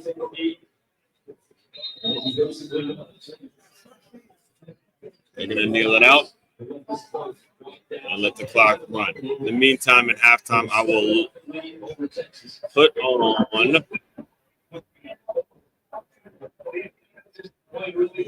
We'll let a couple of the Move Swiftly thoughts play as we get through halftime. So. Find out what they're going to change in order to get something going in this. Yeah, yep. I got you. Hold on, I'm playing this. Come on. Yeah, good. One Crook Check, your one and only Move Swiftly speaker checking in for a daily Move Swiftly thought, giving your perspective on teamwork you will not get anywhere else. Where we do not teach you how to rise to the occasion, we teach you how to fall to your level of preparation. Woo! Oh, a day in which every single college football aficionado, every college football diehard, every person that breathes the sport of college football. Oh, a day that we're all enjoying, a day that we dream of every single year. That first opening Labor Day weekend where we got football on football on football on football. It's a little special for me today, seeing that I'll be recording a film session Saturday at Duffy Sports Bar and Grill out in North Palm Beach. Looking forward to that. If you are watching it virtually, you'll get the recording probably about at 4 once the game ends, because I do not want to run into any copyright issues in terms of, got too much of a good thing going on YouTube right now for me to run into any copyright issues in regards to, filming live games and, putting it out there live, again, stuff like that. So the recording will be on after, but if you're there at the bar, you'll see me doing my thing with the microphone and all that. So all that being said, let me get into today's Move Swiftly Thought, where we're going to talk about the greatest college football program in the history of college football, and that would be my Michigan Wolverines, all right?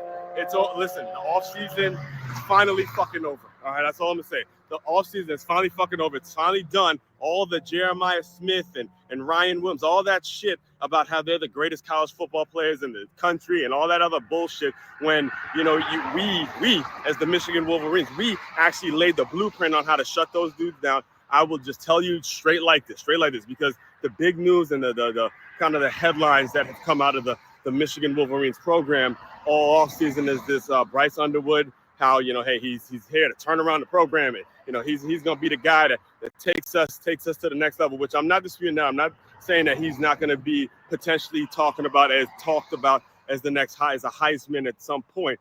But at the end of the day, Michigan football is all about keeping it on the ground, baby. Michigan football is all about sticking to the ground game and allowing the run game to open up the pass game. All right. Now, the great thing about Bryce is that he has that dual threat ability where he can become a runner whenever it opens up. So he's going to provide an incredible dynamic to the offense, something that we had not seen, we didn't have last year. JJ McCarthy, he had that ability to, scamper out. So it opened up the run game in certain ways. So the main thing, we'll keep the main thing today. When it comes to who we played tonight, we played New Mexico State.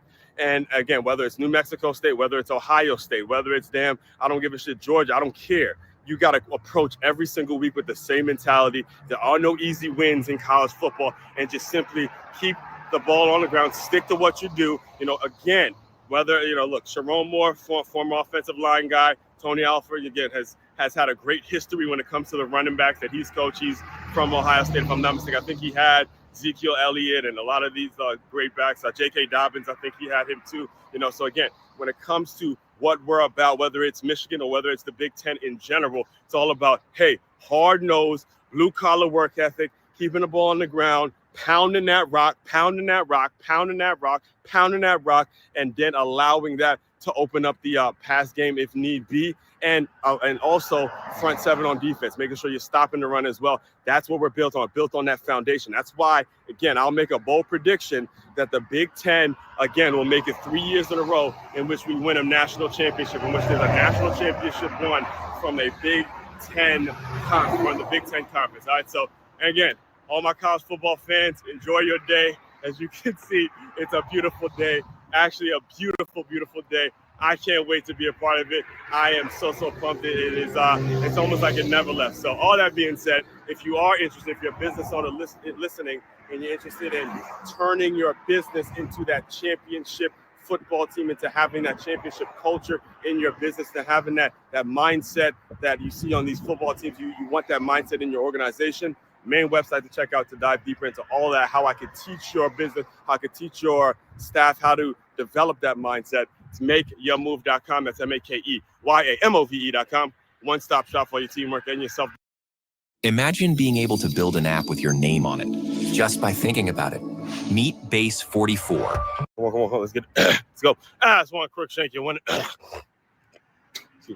It's one Crookshank, your one and only Move Swiftly speaker, checking in for a daily Move Swiftly thought, giving you a perspective on teamwork which you will not get anywhere else. But we do not teach you how to rise to the occasion. We teach you how to fall to your level of preparation. A solid rest day today. Got on the weights a little bit. Just hit a nice 2-mile run to kind of warm up, get it going a little bit. And these days are important, especially after the mileage I put on my body the past couple days. The mileage I put on my body, so it's good to give my legs a little bit of a rest. We're back on it tomorrow. We're probably maybe eight or deciding either 8, probably do 8 miles tomorrow. So all that being said, let's get into today. Let's get into today's Move Swiftly thought. Wintrepreneur Wednesday. Recording this Wednesday, I believe is August 27th, 2025. And here we go again. The Mr. Shedeur Sanders media circus. Here we go again, right? After the first game, the Panthers game, there was all this talk and how he embarrassed the NFL. He embarrassed the NFL. There was these stupid-ass motherfuckers in the media talking as if Shedeur Sanders is the greatest, but it was just it was such a conspiracy that he went in the 5th round. Now he goes and he lays an egg, absolutely lays an egg, does not perform well at all, which again, it happens. I'm not even, like I said after the first one, I'm not even taking shots. Half of this conversation isn't even about Shedeur Sanders, the player. It's more so about the mentality and the bullshit that's around him, to the point where there are pieces of me that hopes he doesn't do well just because of the stupid ass people that talk about him after a game, whether he performs well, whether he doesn't perform well. It's just so much bullshit that I got to hit to the point where I've had to, on like the people, I'll tell you the people that I do listen to, the folks like a Chase Daniel who breaks down the film, watches the film, or even Matthew Michez, the one that played at Colorado, who was very honest, a former offensive lineman, broke down the film and is just reacting to what they see. When it comes to Shedeur Sanders, it is just the people that actually have played the game of football and been a part of the game of football for so long. The only thing we're doing is reacting to what we see. And what we saw against the Rams is a player who was not fully developed, has not learned to step up in the same mistakes he was making in college. It's the same bullshit that he's doing now. And what happens in the media with the problem, and the reason that the thumbnail is a thumbnail today, is because there's a youth football mentality that you guys are pushing on someone who is supposed to be a professional quarterback. That's the issue. The youth football mentality, to where every time something goes wrong, now it's all of a sudden the offensive lineman's fault. Now it's, he don't got the receivers. He don't got this. He don't got that. But when he does well, oh, man, he's just so great. And, he embarrassed the NFL. He's going to go out there and prove everybody wrong and all this other bullshit. And that is a youth football mentality. I'll give you an example because I love telling this story because this was back when I was a scout. I was a scout for a company named FBU, Football University, and our space was 6th through 8th grade. So we were scouting players, all trying to figure out what the best high school was to send them to them, or where they wanted to go to high school, get them to camps, facilitating camps at the 6th, 7th, and 8th grade level. Right? If you heard of FBU, you know exactly what I mean. If you haven't, just simply go look them up. But anyway, I was at a spring game. This is back when I lived in where I grew up in Maryland. And we were at a spring game, and there were the DeMatha coaches who was scouting out some 8th grade talent. And there was so it's DeMatha coaches scouting out some 8th grade talent, but the coaches that were on the field, they were guys that were with St. John's, and St. John's is one of DeMatha's rival. Like again, my alma mater is Good Counsel Gonzaga, St. John's, DeMatha. In terms of those CAC schools that have become so known now, right? So anyway, the St. John's coaches sees the DeMatha coaches on the sideline at a youth football game during the spring, and one of the coaches looks and says, "Hey, they need to get up off our sideline. They need to get up off our sideline." So again, I'm watching the game with the DeMatha coaches, and as it got facilitated, the message got facilitated to these DeMatha coaches. One of the D-line coaches was about to go over there and say, "Please say something. Please say it to me." He was about to walk over there and kind of get in his face, like say it to me directly. Don't dance around and shit and start telling this one about me and where we need to be standing on the sideline and all that shit. And then the head coach, the other coach from DeMatha, calmed him down. He goes, "Look, that boy don't know nothing but some youth football." That boy don't know nothing but some youth football. All right, let's just let him do his bullshit. And the thing is, I'm bringing all that up is because when it comes to these prime sexuals out there and these people that apparently know everything there is to know about playing quarterback and playing the game of football, and you hear them talk about Shedeur Sanders and all the excuses that they make, you can't entertain that bullshit. You really can't.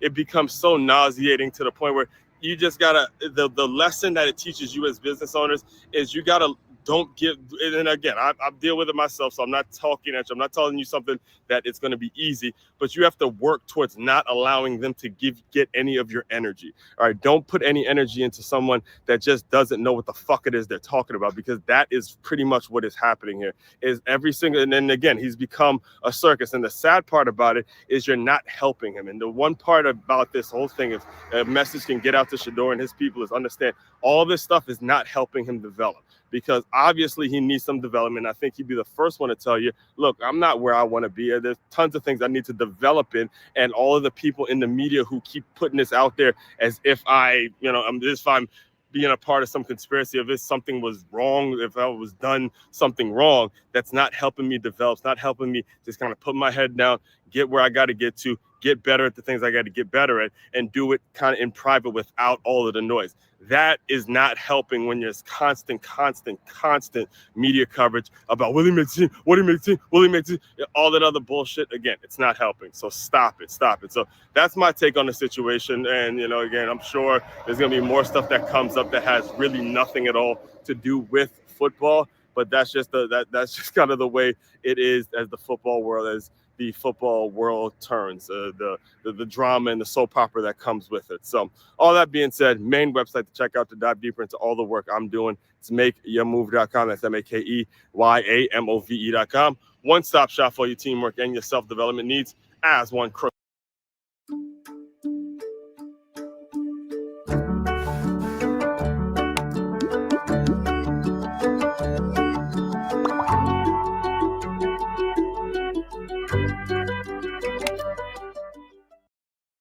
Come on, let's get it.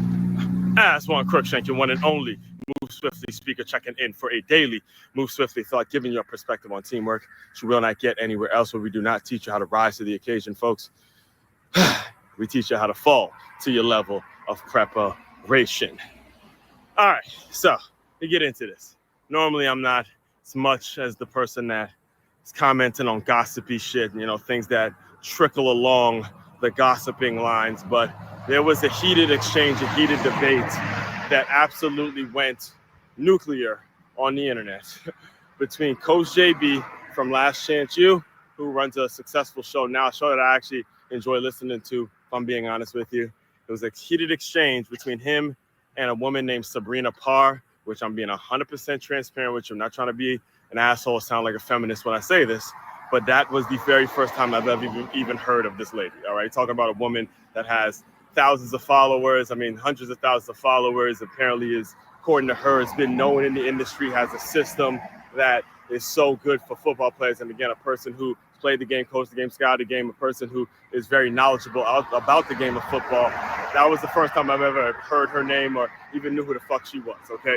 So I want to be clear when I say that, not as a slight to her, because it's going to sound like I'm slighting her in a lot of what I'm saying, but I'm not saying. I'm just being 100% honest with you when you compare and contrast the generalizations that she made versus the truth about the situation. And maybe I'm an exception to the rule in her mind. I don't know. Don't really give a fuck, right? So anyway, they get into a heated exchange that started off, in my opinion, very confrontational because of her. You know, she gets on the show, and instead of her being appreciative of this man, Coach JB, for letting her on the platform, she goes and says, oh, the only reason I'm here is because of you, Darnell, and because I love you. And she puts off this passive aggressive bullshit to start. So again, I ain't like that from jump. It was unnecessary. If you're going to be an adult, you're going to be someone that, again, poses as a representation of the game, that have a little more class than that. Whether you like the person or not, have a little more class and understanding when someone's letting you on their platform.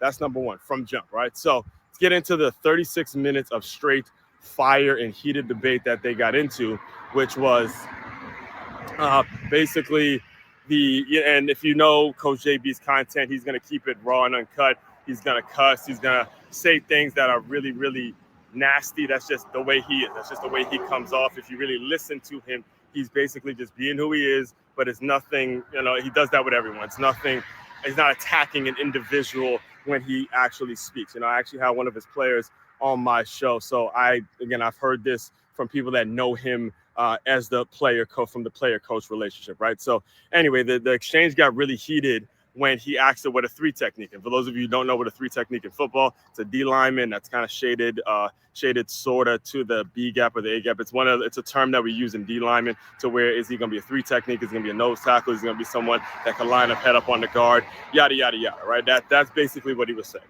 So he asked her what a three technique, and she didn't know what it meant. So, which is fine. Again, I'm kind of siding with her on this sense of where, hey, maybe she never played the game. She didn't play the game of football. So maybe she doesn't know what a three technique is, which is totally fine. It doesn't mean you're just disqualified to see and judge athletes and see if someone's a good athlete, see if someone's able to be fast enough, stretch enough, all that stuff. Again, I understand her side of the argument. The problem becomes is how emotional she got it. Why she proved JB's point about why women cannot talk football is because of that fucking emotion that she showed in that 36 minutes. So all of a sudden she's going in on him and she's talking about all the things that he failed at. And, if you would have had a woman around and you would have been more successful as a coach, you wouldn't have failed as a coach.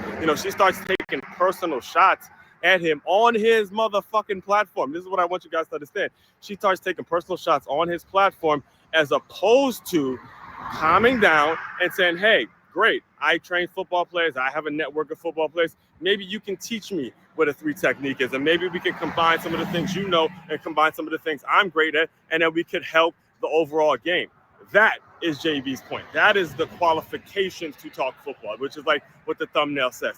The qualifications to talk football is that you have to have, first of all, you got to give a shit about the athlete, what's best for the player. It can't be about you. It can't be you saying, oh, I got this one here and I got this one there, which is what I disagree with Coach JB about in terms of him getting, or I have guys in the NFL, which is, yeah, you knew the people and you had the connections, but you don't get someone to the NFL. You don't get someone to a Division I scholarship. They played, they were good enough, they put it on the film, and they got the offer. That's how someone gets there. No coach gets them there per se. I hate when coaches do that. But on the same token, hey, what his point was about the fact that women can't talk football, it's not even that he's saying women per se, is that if you don't have the decency of having, first of all, some class, show and be an example for these players that you want to talk about mental health, you're getting emotional over one stupid argument, then you have to have an open mind enough to say, okay, maybe you can teach me what a three technique, and maybe it's going to make me a better coach. Maybe I can go reach out to some D linemen and put some workouts together that now that I know some of their technicalities and some of the things that they do. Now I could become a better trainer, whatever it is. That has to be the mentality. And that right there has nothing to necessarily do with women, a woman or men, no matter the age. If you get so damn emotional and you can't keep an open mind to learn something new from somebody that's been through something else, then you're not qualified to talk football. Period, point blank, end of sentence. That's the qualifications. Number one, you got to give a shit about the athletes. Number two, you got to actually have some class, have a little bit of class and have some decency when it comes to having conversations when people are letting you on their platform. And number three, you have to have an open mind to learn something new. There's people that have been in this game 30, 40 years, decades, been in this game, still learning new things, still learning, still have a mindset of what can I learn now in terms of what the game needs right now. That is what JB is saying, and that is the problem. When you haven't played the game, when you haven't been in it, when you haven't been in games and stuff like that, like really allowed yourself to empathize, then you don't know how to keep an open mind and learn something along the way. You're all about, it's my system, and that's all she was saying. People have come through my system, and my system, and my system, and I've gotten this one from my system. Ted Ginn Jr. does this, and he calls them on me for me, like it's all fucking you.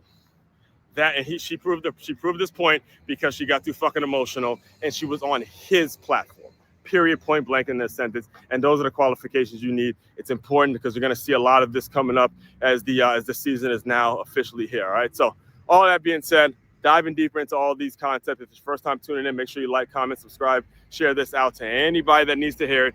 Main website to check out to dive deeper into all the work I do is makeyourmove.com. That's makeyourmove.com. One-stop shop for your teamwork and your self-development needs. As one Crookshank, your one and only Move Swiftly speaker. Check it out. You guys continue to move swiftly. We will talk more soon.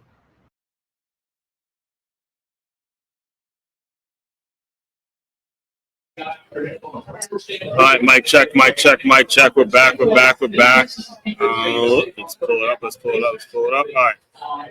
Here we go. Second half. And as one Crookshank here, your one and only Move Swiftly speaker, former Division I college football player, current 5-time, soon to be 6-time published author and educator here for the first ever film session Saturday that's recorded live. It's recorded live, but you won't be consuming it live because I'm smart enough to not mess up the thing I got going on YouTube. And I decided after the trial run I had on it a couple weeks ago, I did the first Dolphins game here. I realized I'm going to focus more on the virtual consumers of this because the traction here at the bar really, they're not used to me yet and stuff like that. And whenever you're starting something new, whenever you're building something from scratch, like I'm accustomed to doing, you got to be very flexible. Got to be understanding what the main thing is and keeping the main thing.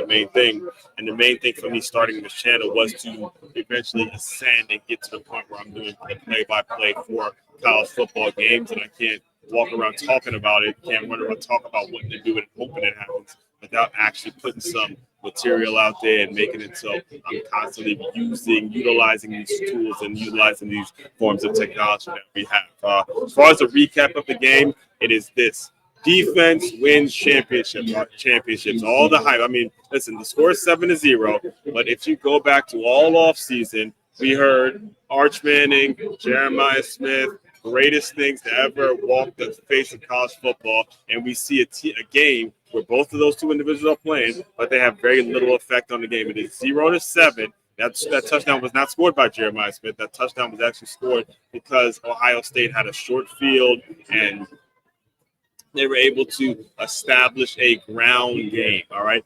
That's what you have got to understand. Everything I do, everything I'm all about is translating what you see on the football field and aligning it with business owners and businesses so they have a group of employees that have a staff that moves like a championship team.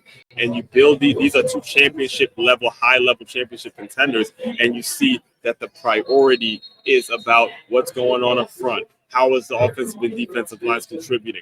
Are we stopping the run? All right, because if you don't stop the run, if you allow them to run the ball, then the folks like the Jeremiah Smith become Jeremiah Smith, right? Then the Arch Mannings become the Arch Mannings. You got to make sure you're putting the engine in place, putting the ground game in place. That's how we play, all right? So, here we go. No, he is good. Defense of for the Buckeyes to continue to stop the run. Field is amazing.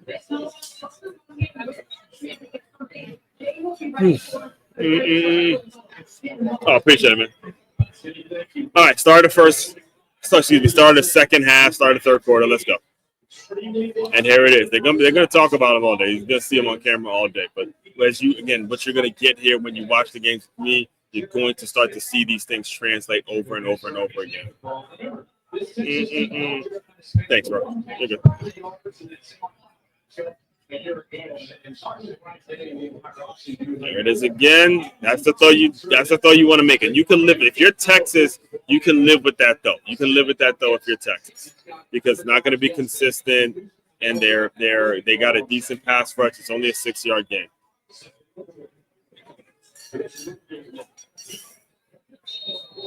You see it in his body language. He just don't got the same energy that he had coming out of the game.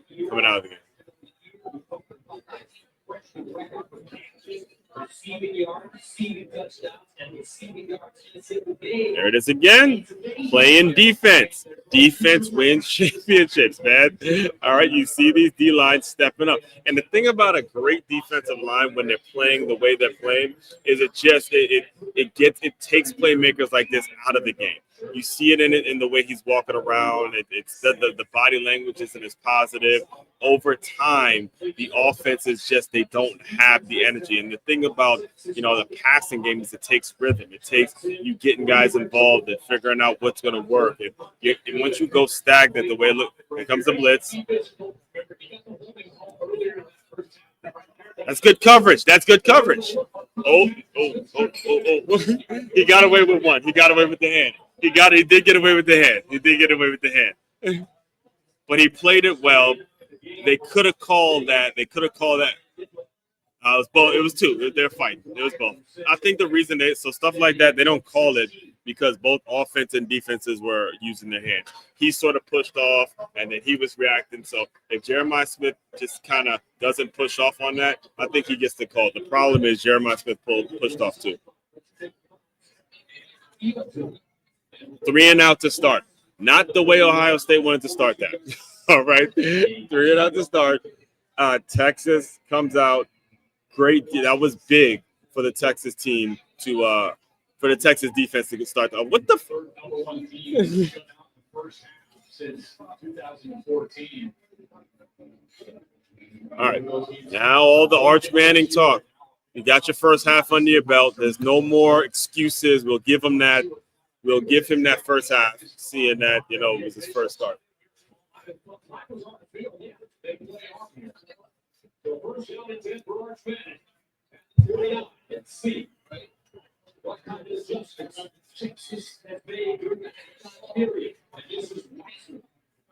Let's watch that play again. Let's watch that play.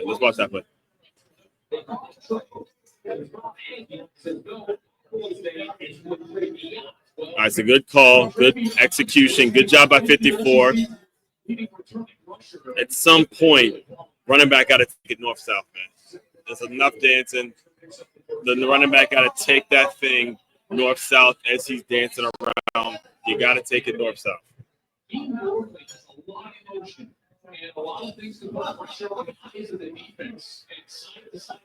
Again, good blocking by the Texas offensive line there. If you have this, it opens up the pass. So don't get away from the run.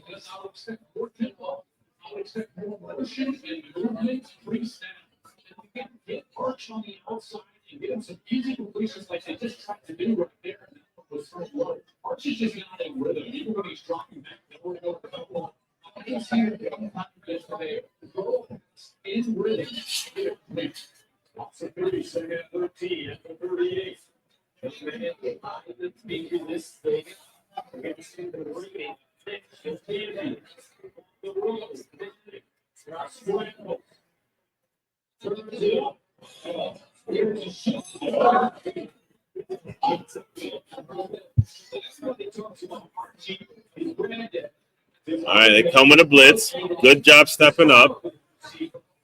Good job not seeing anything. So this is what makes him special, though, is he does have the ability to get about the pocket.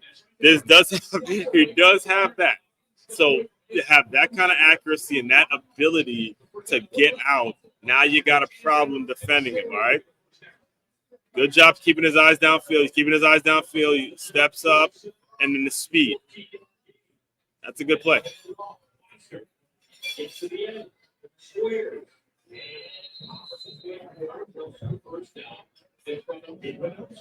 Series and as Tom Rinaldi Stark was going to focus on first down, and they've got a couple of quality first down plays. When you get second and short, this is not a shot right here. Woo! There we go. You'll start to see it. You'll start to see that they're getting the running game going. That's the difference. That is the difference.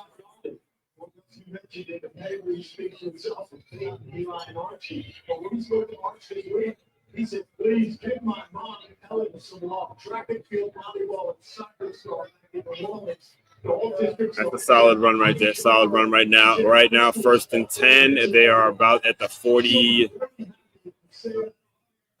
Looks like the 40, close to the 45-yard line. Ohio State's 45-yard line. 1st and 10.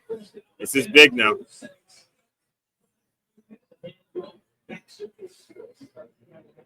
So interesting. Patriots game in Tennessee. I remember on the sideline, is that Peyton and Elon Drake when they were the pros. And now, good pull, good old-fashioned, straight at you, smash mouth football.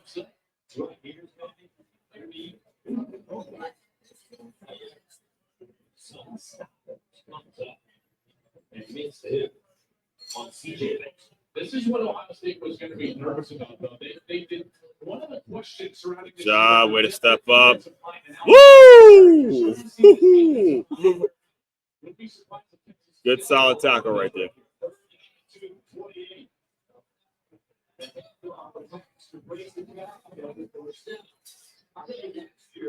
Going into the Michigan game in week 2, Sark said the strategy would be throw the ball to the sideline. Here it is again. Here it is again. You're starting to see what I've been telling you. You can talk about the quarterback and wide out all you want.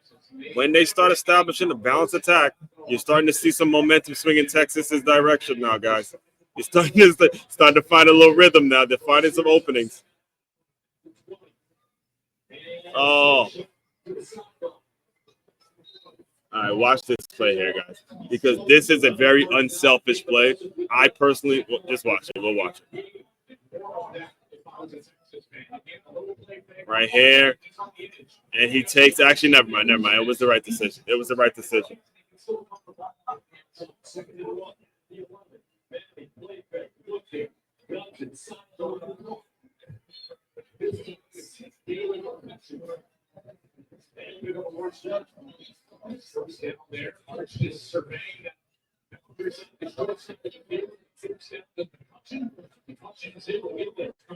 First down. First down. Great throw.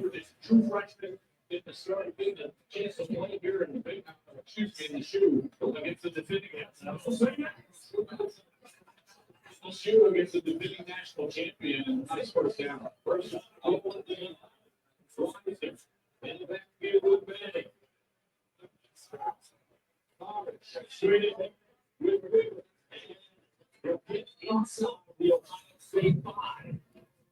Spread them out and trips. 3 wide, 1 below. Running back here. Boom. Yeah. Remember this last year now in the Cotton Bowl, Texas had Ohio State inside the 5, and you remember what happened. This is when Jack Sawyer went and took the ball, strip sack fumble all the way to the end zone. It's a different defense inside that goal line. Ohio State's defensive goal line defense is insane. Yep,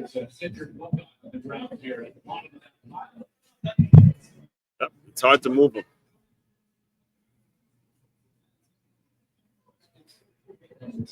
We got an injury.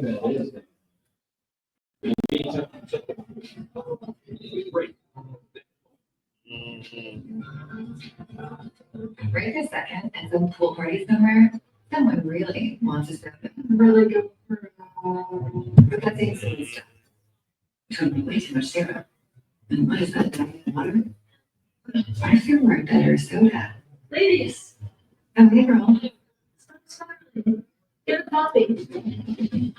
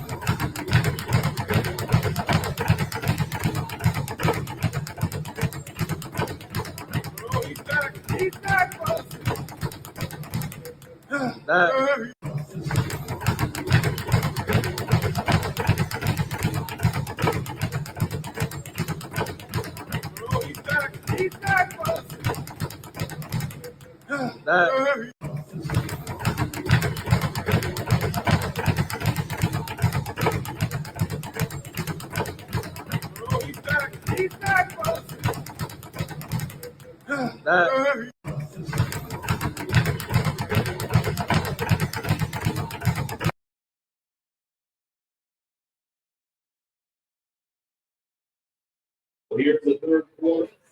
14 plays. All right, we're back. We're back. It is now, I believe it is, yep, 3rd and goal. And Texas is driving, and they need this. They need this one back. Let's see what they do. The Longhorns punch this one in.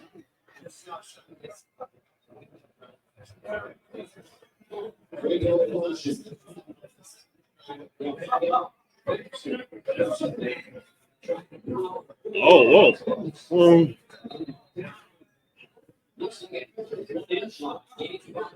Oh, you know they're going to go for it. Yeah. All right, let's see what it is.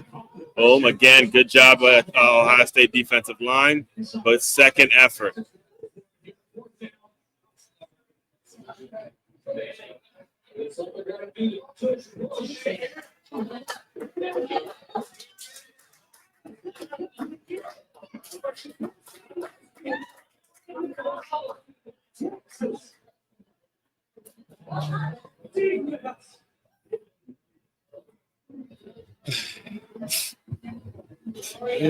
Oh man. All right, let's hey man. Great drive. Great drive, but again, just didn't punch it in. This was the story last year. This was the story all last year in that Cotton Bowl. And you got to tip your hat to Ohio State's defensive line, man. You know, in that goal line, they were the toughest team to score against when it comes to being in the goal, inside that 5. So you got to tip your hat to them. Great drive. Texas got something going. And those drives are backbreakers. I would not be surprised if Ohio State does go on to win this game. You point to that drive because you put so much in. You exert so much energy. You finally get some momentum going. It's been a tough day all day. You finally get something going to get inside the fucking 2 and not punch it in. That is absolutely demoralizing. It's demoralizing for a team. It's demoralizing for an offense. It's incredibly frustrating when that does happen. So we shall see how Texas responds to that. Right now, given the way that Texas's defense is playing now, you got to understand they got an opportunity now not to let Ohio State off the hook. The thing about their goal line stance now, Texas or Ohio State gets the ball inside their own one. So now the defense has an opportunity to step up, go make a play for their team, get the ball, get the offense back. Don't let them off the hook because it still is only a 7-0 game. If you even let them get a field goal in this situation, now it's going to be a real challenge to actually go on and win the game because of the way Texas's offense has been playing, how well Ohio State's defense has been playing. You go up 2 scores, and if you're Ohio State, then you can be happy. But again, the opportunity comes in how you react. The opportunity comes in how you're going to react to a very demoralizing play, demoralizing situation. And you, as a Texas defense, you got to have the mindset now to say, let's stop them right now.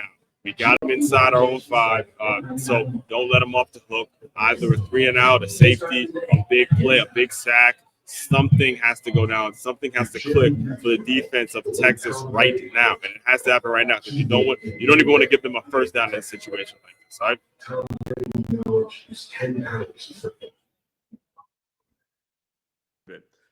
Been good, man. Thanks for having me once again. Yeah, so catch us up, man. Like from that point, though, what has been going on? It's common knowledge. Turn your business into a championship team. It is common knowledge that the best way to win in business or in life is by avoiding ways to lose, whether you've just started a new business or you've been in business for quite some time.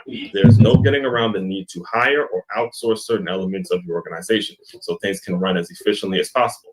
When you book your meeting, Several goal line stands throughout the year. all right, and here we are. Just like I said, all of last year, that is what made them great. These goal line stands. Again, I told you I watch it. I know what I'm talking about. All right, these goal line stands have been absolutely huge for them all of last year. Seems their patient knows they ended their season basically inside the pocket against Ohio State. They first and goal from the 1 and third option right here from inside the 1. Ohio State takes over.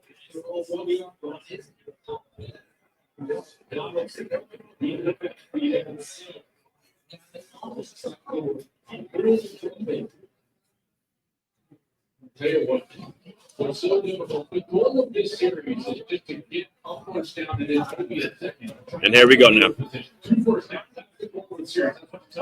Yeah, you got to tell, just get a first again. But now, again, if you're Texas now, you have got to step up and make a play. Do not let them off the hook. Do not let them off the hook. That's the goal. Or that's the goal. Texas, your defense now, your defensive coordinator, this is where they earn the big bucks. Do not let them off. Do not let them off the hook. So right here, this is an important series for Ohio State. Second and 9, 2, like this. That's a hold. That's a hold. That was in the end zone. That might be that's a safety. Watch it, guys. Watch it. Okay, watch the play. So here's the hold. There's the hold right there in the end zone. That's a safety, ref. Ref, that's a safety. That's a safety. Yep. Oh.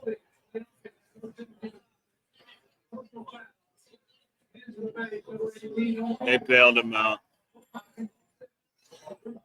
They got bailed out. They got bailed out. They got bailed out. They got bailed out because of the fact.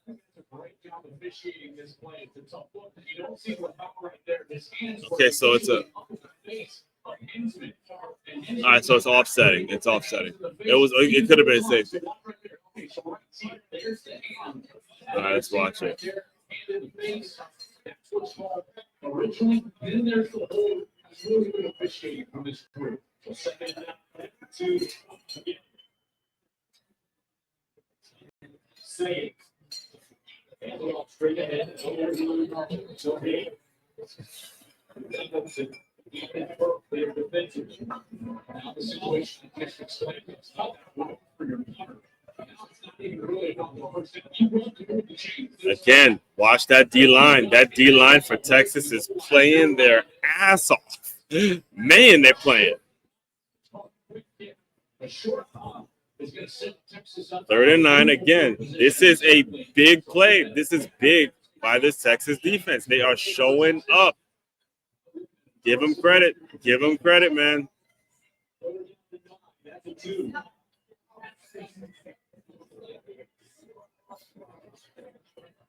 Sayin.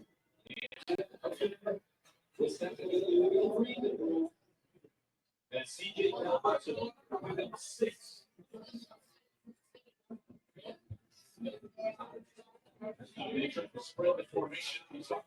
On the blitz again. Way to fly to the football. Way to fly to the football.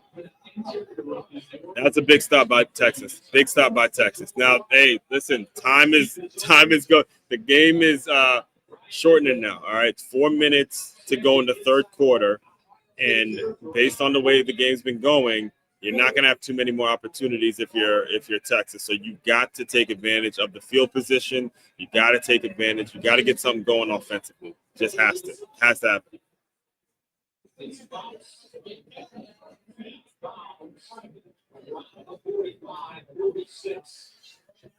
A 45-yard punt, well done by McGuire. Texas scored very solid field position. Under 4 minutes. The official sponsor of the NFL, Jersey Mike's with you, Eli Manning, to be our new spokesperson. I'm in. I love Jersey Mike's. Hold on. Jersey Mike's spokesperson? You're stealing my job. I want to steal it. Lies. Eli. I just want myself. You hear my lawyer. With Adams when he'll diagnose what the issues are with your current system and then strategically create a system in which will lead to a reduced amount of turnover or a clear understanding of the parts of your business that need to be outsourced. All of that available on makeyourmove.com. All right, here we go. It's common knowledge. Turn your business into a championship team. It is common knowledge that the best way to win in business or in life is by avoiding ways to lose, whether you've just started a new business or you've been in business for quite some time. There's no getting around the need to hire or outsource certain elements of your organization so things can run as efficiently as possible. When you book your meeting with Adams, when he'll diagnose what the issues are with your current system and then strategically create a system in which will lead to a reduced amount of turnover or a clear understanding of the parts of your business that need to be outsourced. All of that available on makeyourmove.com. All right, here we go. It's common knowledge. Turn your business into a championship team. It is common knowledge that the best way to win in business or in life is by avoiding ways to lose, whether you've just started a new business or you've been in business for quite some time. There's no getting around the need to hire or outsource certain elements of your organization so things can run as efficiently as possible. When you book your meeting with Adams, when he'll diagnose what the issues are with your current system and then strategically create a system in which will lead to a reduced amount of turnover or a clear understanding of the parts of your business that need to be outsourced. All of that available on makeyourmove.com. All right, here we go. It's common knowledge. Turn your business into a championship team. It is common knowledge that the best way to win in business or in life is by avoiding ways to lose, whether you've just started a new business or you've been in business for quite some time.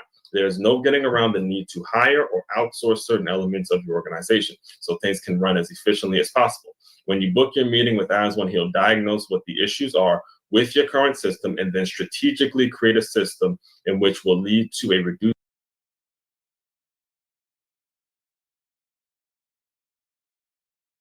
All right, we're back. Let's see where we're at. First and 10 for the Longhorns, who have been struggling offensively. He's the experienced guy up front. He's the one that has started a bunch of football games for them. Another hold on Texas. Yep, see it.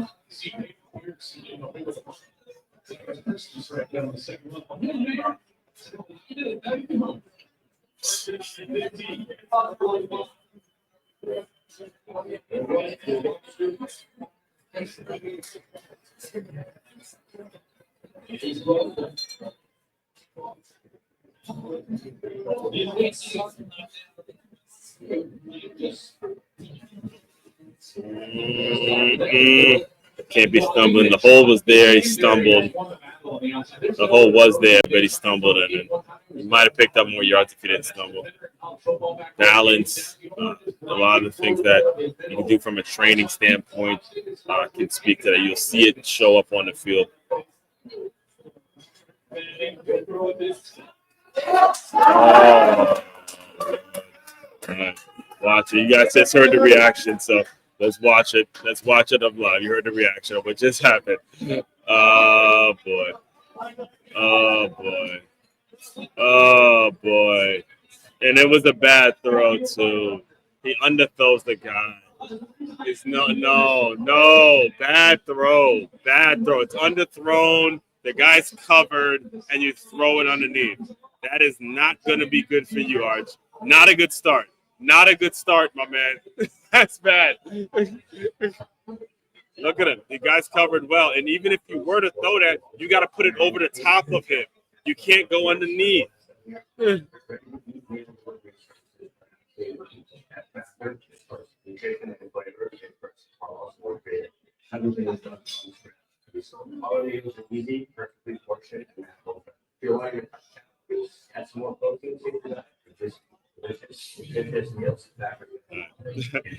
Turnovers. All right, turnovers. Now, again,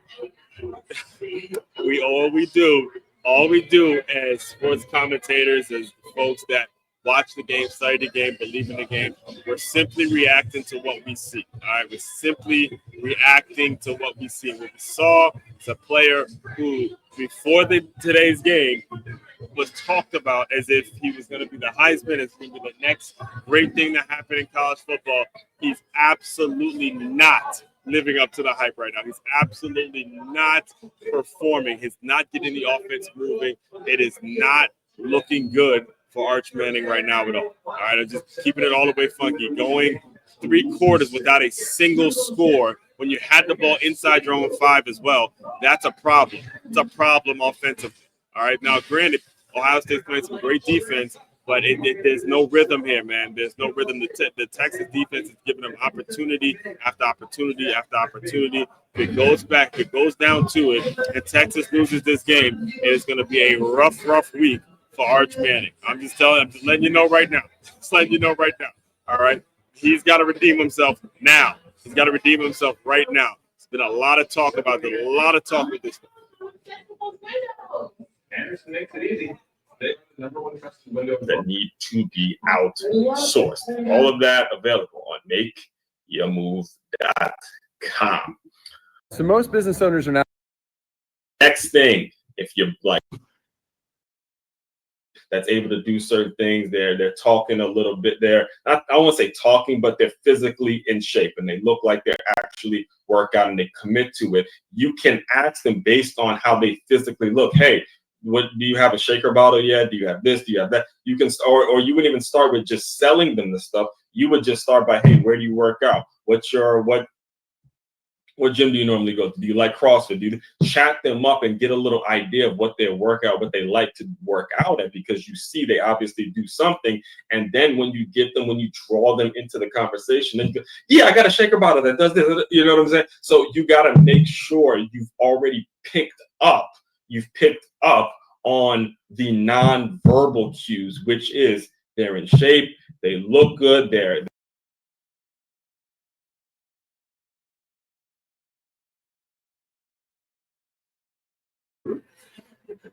All right, we're back. What could be a very demoralizing interception by Arch Manning.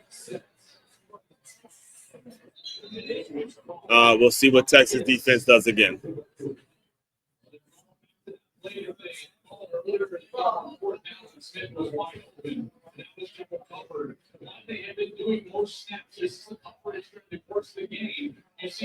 Again, good job by Texas's defense. And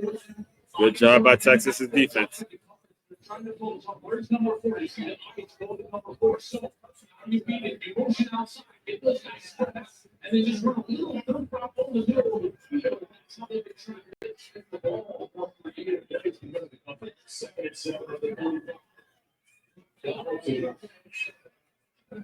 And he's moving down. The game's moving here. As that defense continues to play well, now what you start thinking about is trying to give this little bit of a rest. And before the pick, a lot serious than that defense was out there. Good stop defensively. Where you can walk over down, it's been a big snap. Game. Obviously, you would anticipate that. You know, guys have not really played a factor. It's part of the team for the second half. Maybe next year, all those guys, because of the build coverage on the fit, they're going to have to win their one. They're down at 4-38. I'm saying. It's on the step. Great route on an extra. And game 7. He's so physical at the top of his route. All right, let's watch it. Yeah, not get away. He did push him off. Don't tell me that. It was a push off. Watch it. It's a push off. Yep, there it is again. But it's the way things work at the horseshoe. It's the way things work at the horseshoe.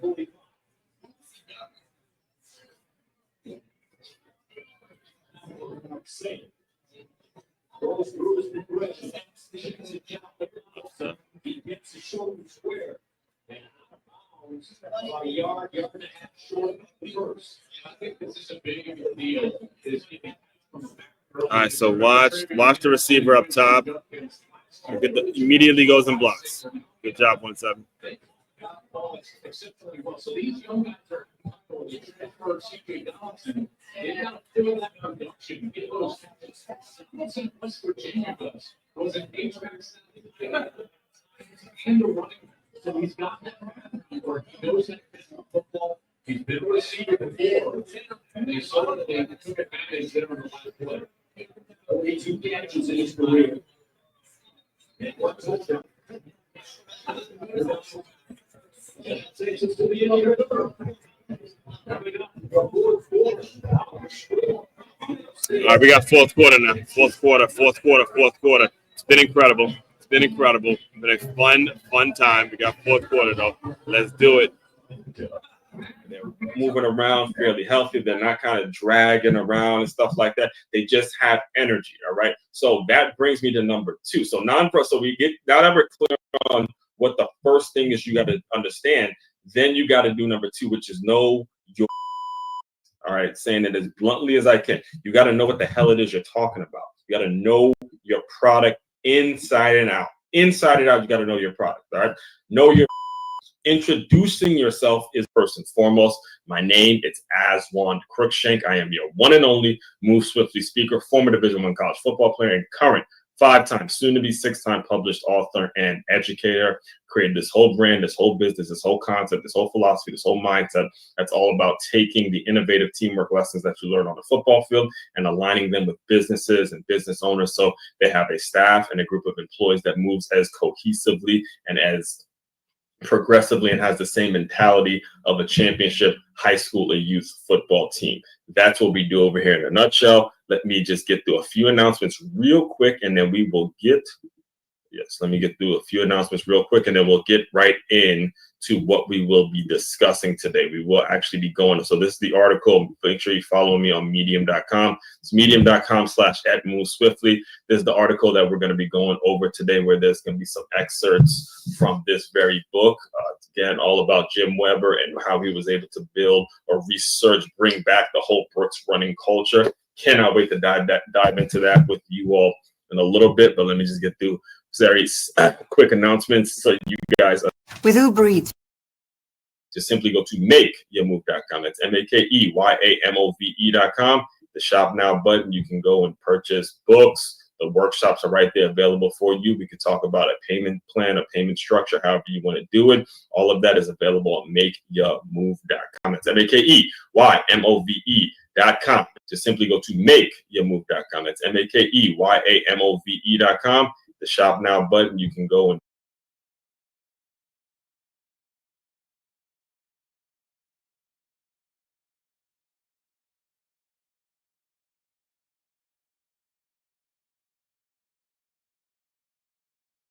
long as you make sure that you can pick up each book individually.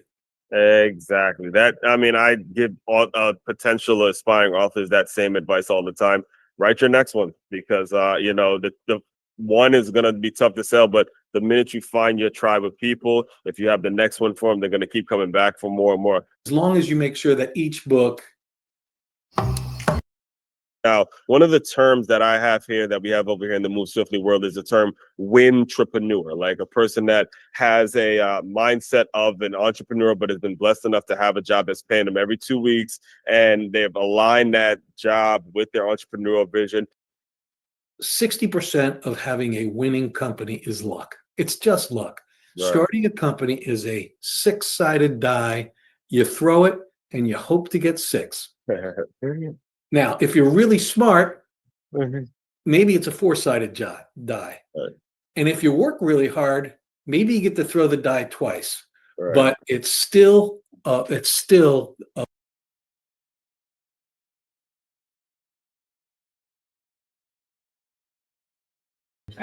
right, fourth quarter officially here.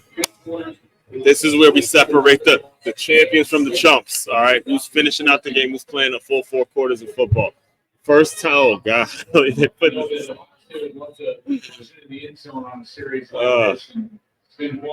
I believe I will make the bold statement. Ohio State goes up 2 scores here. I do believe the game would be over because this offense for Texas has absolutely been atrocious. It's been atrocious. It's been atrocious. But again, a lot of it. Got to give Ohio State credit, even though I'm a Michigan fan, Michigan diehard. Got to give Ohio State credit. A lot of it is the fact that Ohio State's defense has been playing its ass off. That's what they're going to need right there. Pound the rock, work some clock if you're Ohio State right now.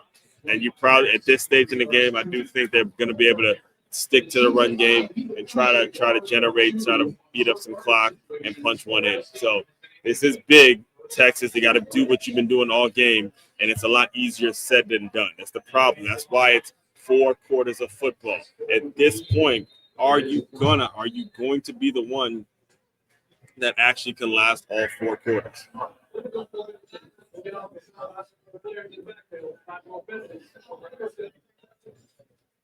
It's bad.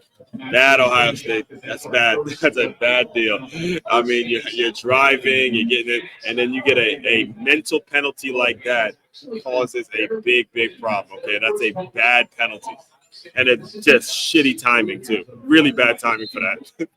A mental error that is self-inflicted.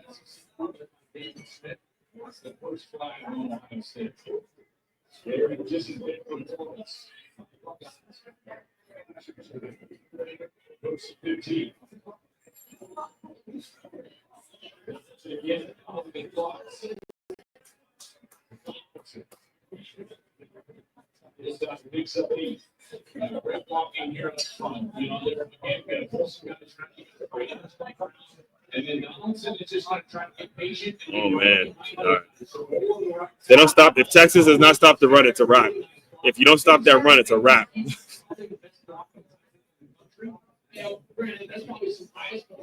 Good pull. I mean, these 2 guys pulled around. They had nobody to block. Woo! That could have gotten ugly. Texas fans.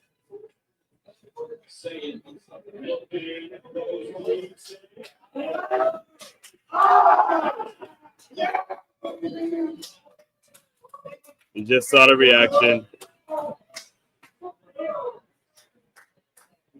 We heard the reaction, but watch the play, though.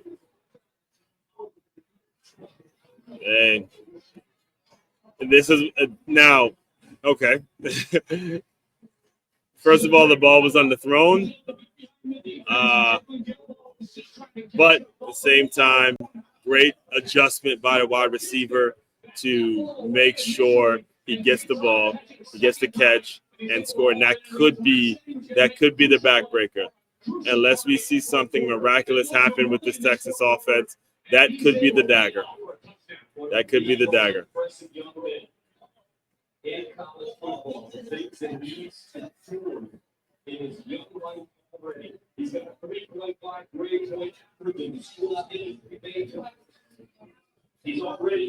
real estate, making deals, store TVs, and scope sale, real play Sunday.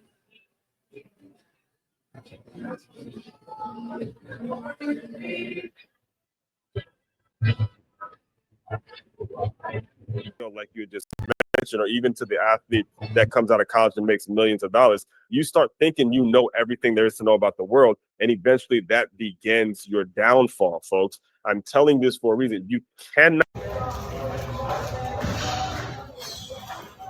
First things first, business. But when you're teaching people how to align technology, which is actually the most important thing, which is sales, something that a lot of people run away from, because I see a lot of people who say, I got a technology degree, but they think that they could just run away from sales. But sales is super important regardless of what you do. But when you're teaching people, and three. Well, I'm glad you mentioned that, because as you came up, and I'm not going to put your age out there or anything like that, but I'm 70. I will say, I'll put it out, you put it out there, but I will make sure the listeners are clear on the fact that graduating with a technology degree when you were in college was probably a lot different than what technology means in 2025. Well, I'm glad you mentioned that, because as you came up, and I'm not going to put your age out. Mm-hmm. And the next two are a balance. If you need them to be productive tomorrow, then experience is the most important thing. If you have time to teach them, way more important than experience is cognitive ability. Mm-hmm.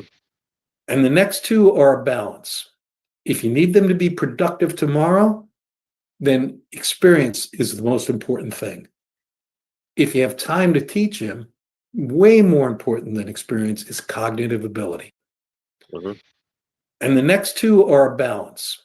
If you need them to be productive tomorrow, then experience is the most important thing.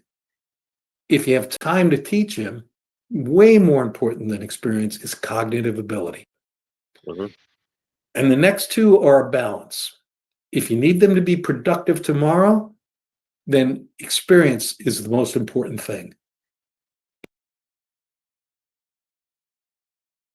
We're back, folks. Aswan Crookshank here, your one and only Move Swiftly speaker, former Division I college football player, current five-time soon to be six-time published author and educator.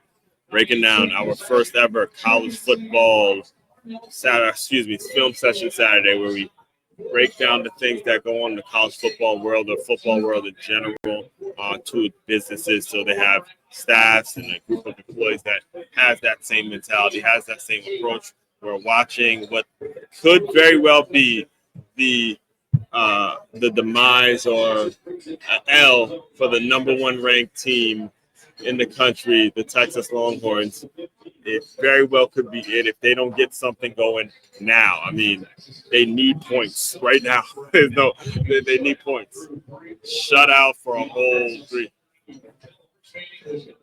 Look at the numbers. Look at the stats, guys.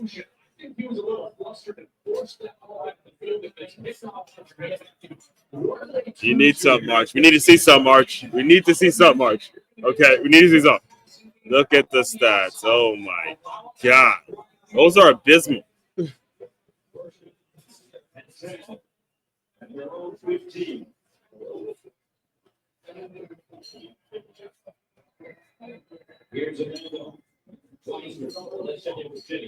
Quick update for the Buckeyes defensive end. Deanna Jackson has been out for the rest of the game. He was walking on his own, with, of course, clear disappointment on his face. Not enough. Not enough. They're going to have to get something going. But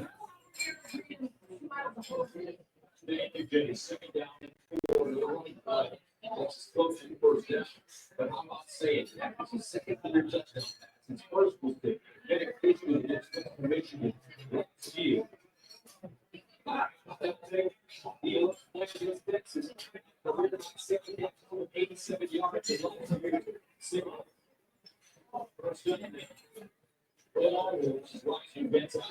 Good run by Robinson. There's nothing there in the middle. Use it. We're to hold it to his right side.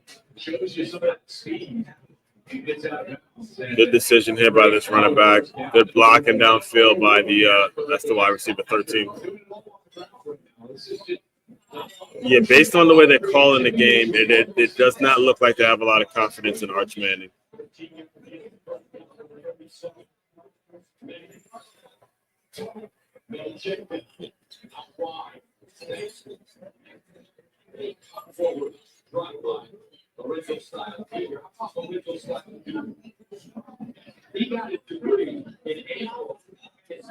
Check down. You had to, yeah. You can see the body language. You know, it just does not. It's not taken. It's not taken. Give hats off. Give credit to Ohio State's defense.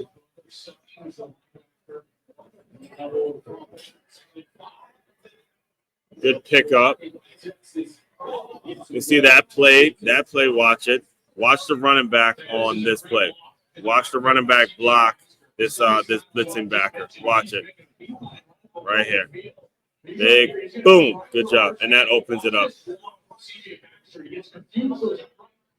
Allows the time for Manning to get the ball out to the outside. Really their best mission today. Livingstone with the reception. Pick up 15 yards. First and 10, 43.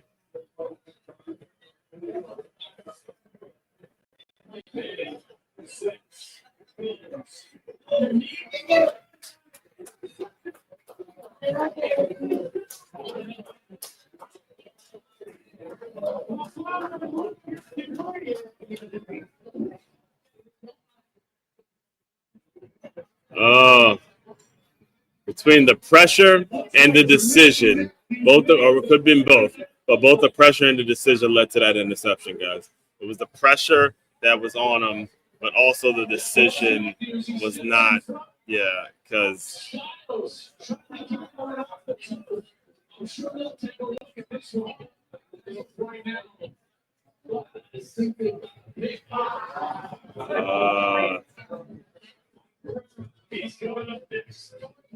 mess.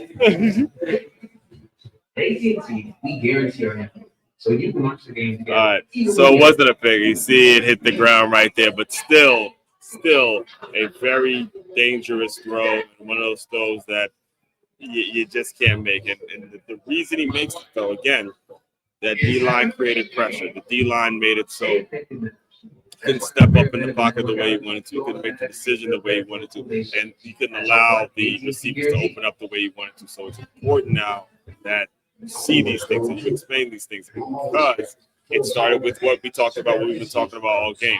The defensive line. The defensive line doing what they can do to slow down or to stop someone who is supposedly, right, the Heisman favorite. And after today's performance, I strongly doubt that anybody's going to be saying anything about him winning a Heisman. A lot of the Arch Manning hype will die down in about an hour and a half from now.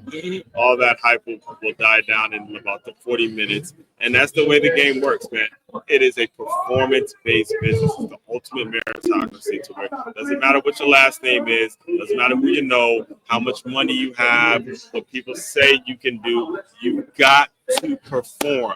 You got to perform on the field. All right. This is why one of the reasons where there was a period there where I wouldn't listen to any ESPN. I wouldn't listen to any hype, because it's the ultimate meritocracy. When you watch the game of football, business owners, when you watch what it's all about, you got to really ask yourself, am I creating a performance-based organization? Am I expecting my employees to perform as in a merit-based system that I'm running here? Or are people just sitting back and collecting their money every 2 weeks? All right. That's what you got to take away from today. I think the big story from the day, when we just watch the game and we break it down from an overall general standpoint, is you get these two players that you heard so much about all off season. Jeremiah Smith, Arch Manning. Jeremiah Smith, Arch Manning. That's what the mainstream needed. That's what we painted. We turned them into the two greatest players coming into the season. Neither one of them played particularly well today. They really didn't. Yet, in Ohio State's case, they have a replacement. They have someone who can play the position. They may not be able to play at the level of Jeremiah Smith, but they have someone that can play the wide receiver position. We just saw Carnell Tate that can step in and do what they have to do. But in Texas's case, again, you can't replace a bad performance by a quarterback. But it's not over yet. Again, Grant, it's not over yet. But we're going to see how it turns out. We're going to see if Arch Manning can overcome this particular thing and figure out a way to get play. But let's see what did they. Interception. Yeah, they're still reviewing. It looks like they're reviewing it. Is being looked at. It didn't look. It looked like the ball hit the ground. It did look like the ball hit the ground.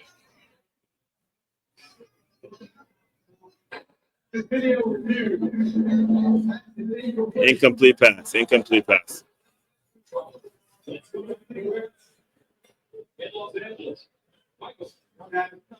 He makes the right decision, guys. I mean, the ball is actually between his arms. He doesn't have something in his hand. You're going to get I watch the ball between his arms, not in the hand. And then it's going to go through the ground here. And then when it hits the ground, you know, it really needs the ground.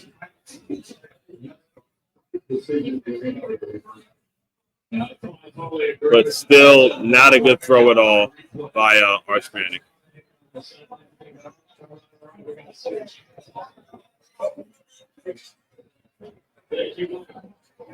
Second and 43.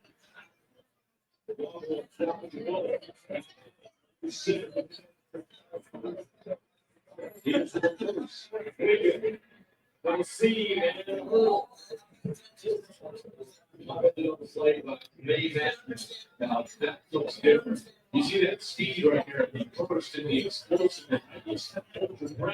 Not a bad call. Just cut it up and then try to get to the outside. A little more space there.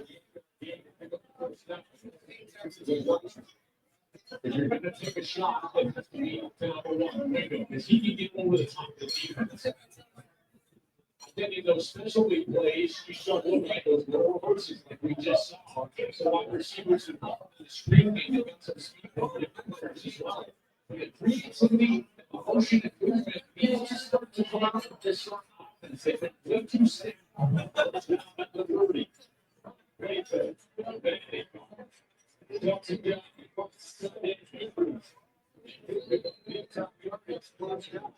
And more. 14-yard gain. We're going to get into start feeding football here, creating the momentum for his team. Great call here. Getting somebody see that. That's like he said. Yeah, that is a sign of somebody who knows how to call plays to settle his quarterback down. Just doing something to get some yardage to get his quarterback in a position to at least make this comeback.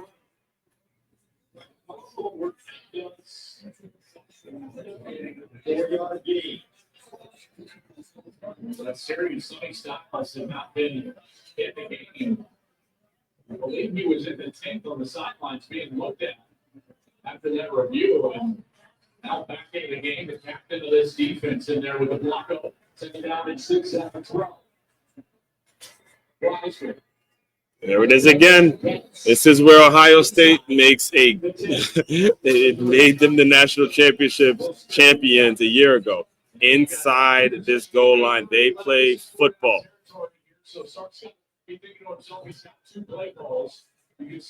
This is four down territory. Yes. Their especially short yardage quarterback. We'll see if they get 16 either out of the pocket or ball in the run game here. Third down to 3 of the 9. Riser, below setback, motion, Medic, Lewis, underneath,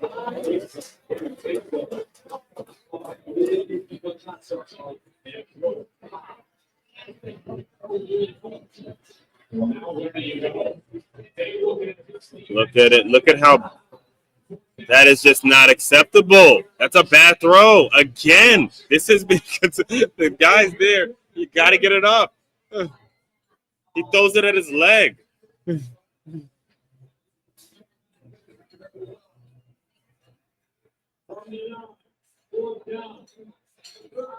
Longhorns deep 3.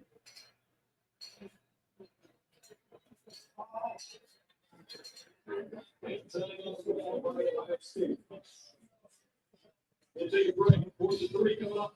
A&M going at 4. Texas. And a timeout is called. All right, there we go.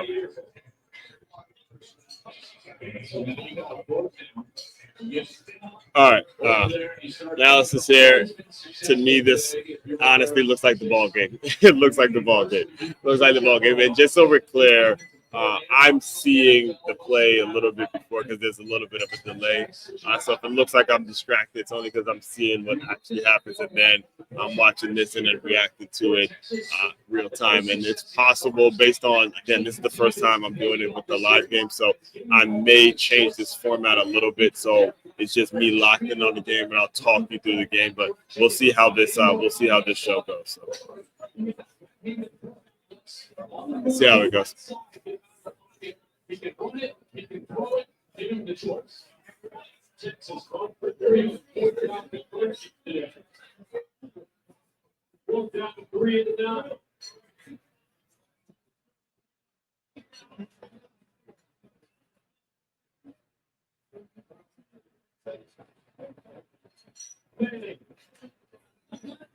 In the end zone. Let's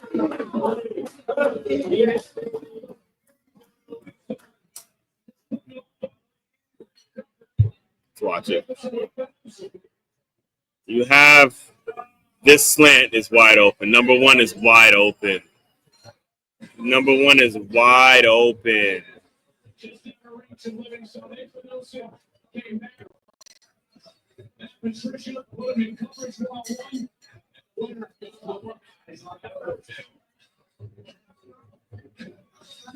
He had the slant.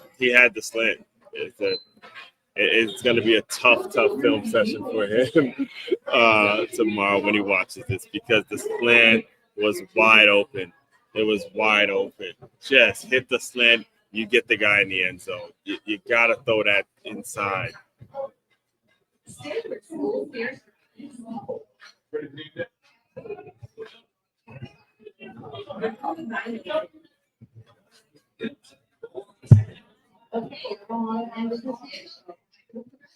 Nice. It's a little overwhelming when you're just seeing the family. Oh, sounds like someone who's vacation.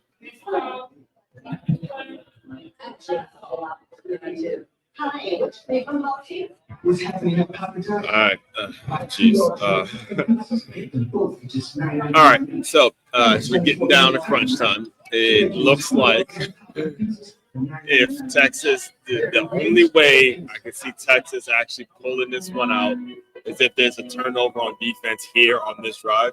That would be the only chance they have of pulling this one out, is if they figure out a way to get a turnover on D and score on D or get the offense. They would have to probably score on defense too. So it's not ruling it out completely, but it's highly unlikely given the way that game has been going and given the way that you just won't need to put the ball in the air. So.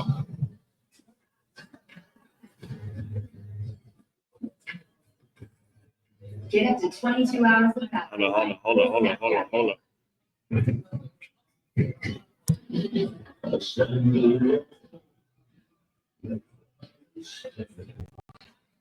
There we go. Let's get it going.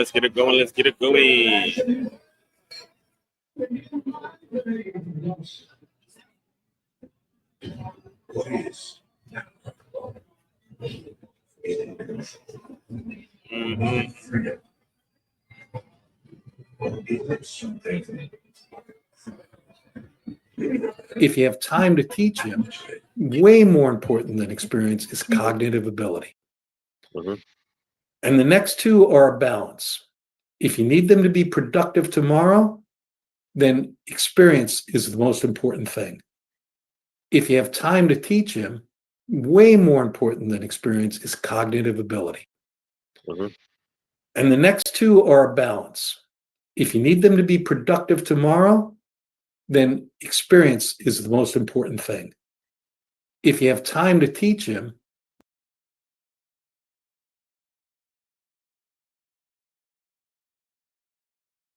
also in Arlington, Texas. It was sold out. It's a personal viewing experience. You can go, you can take all these extra.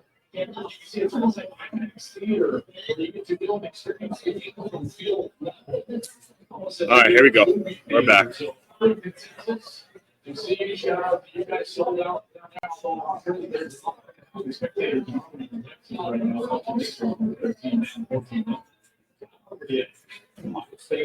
Go again. Yeah, then I mean that's it. That's the only chance that Texas has to win in this game is if there's a turnover on defense. Oh,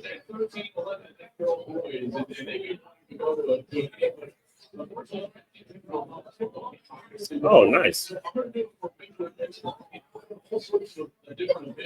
And watch these games where any score is 13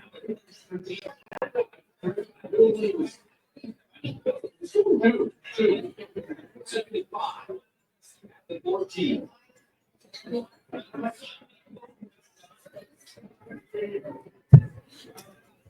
Say it. Oh boy, that could be it. That could be it. If they're picking up first downs on the ground, Texas doesn't have a shot. Two, the decision making in your quarterback. You might take a shot at some point if you feel like the defense is creeping way up towards the line of scrimmage. But this is a drive that is all up front. These 5 backs are real offensive line. Philip Daniels, the right tackle, transfers in from Minnesota. It's 3 guys in the middle. Luke Montgomery, Carson Hickman, Tigres, Shapiro. They all got a lot of playing time late last year through the playoff run, and then the captain, Austin Sarah, over at First down. Yep, work the clock. Ohio State. If you're Ohio State, you got to work the clock here. Got to work the clock.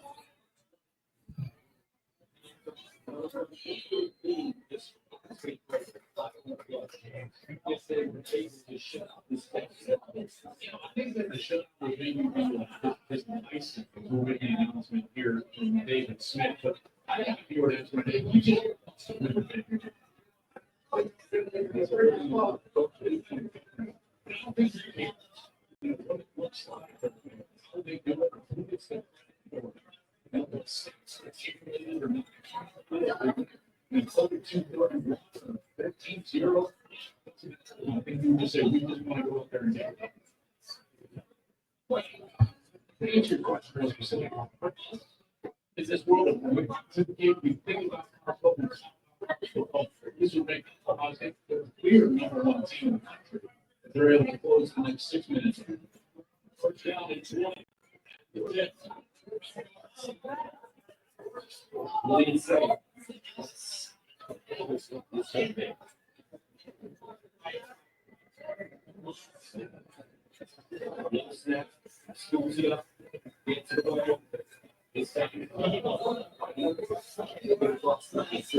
All right, here we go. The clock. Time is not on in Texas's favor right now.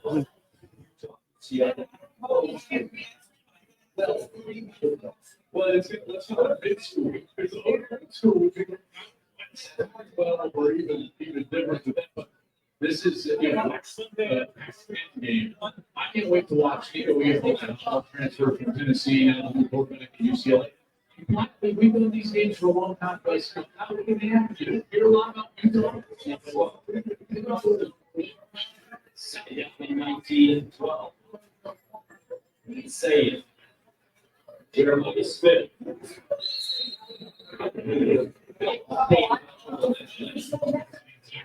Game 3.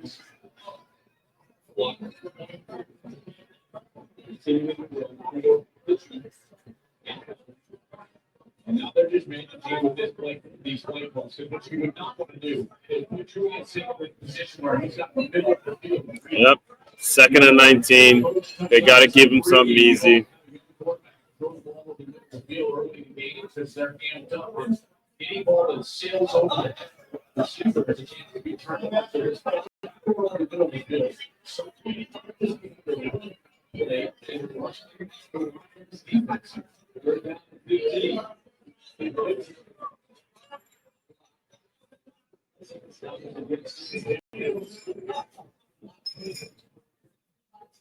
Brings up fourth down. Takes a All right. 2 remaining with the long one. For the most part, defensively, they played their ass off. Had it not been for a short field, Ohio State doesn't score that first one. And then there was the big play to Carnell Tate. So defensively, you got to give Texas a ton of credit.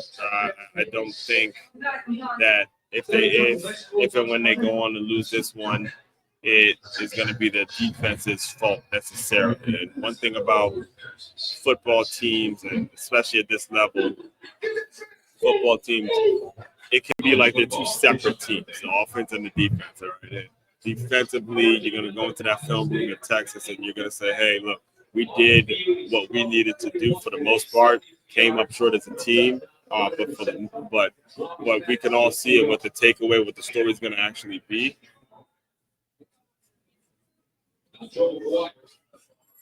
What the story is going to actually be is the fact that Texas had 0 offense.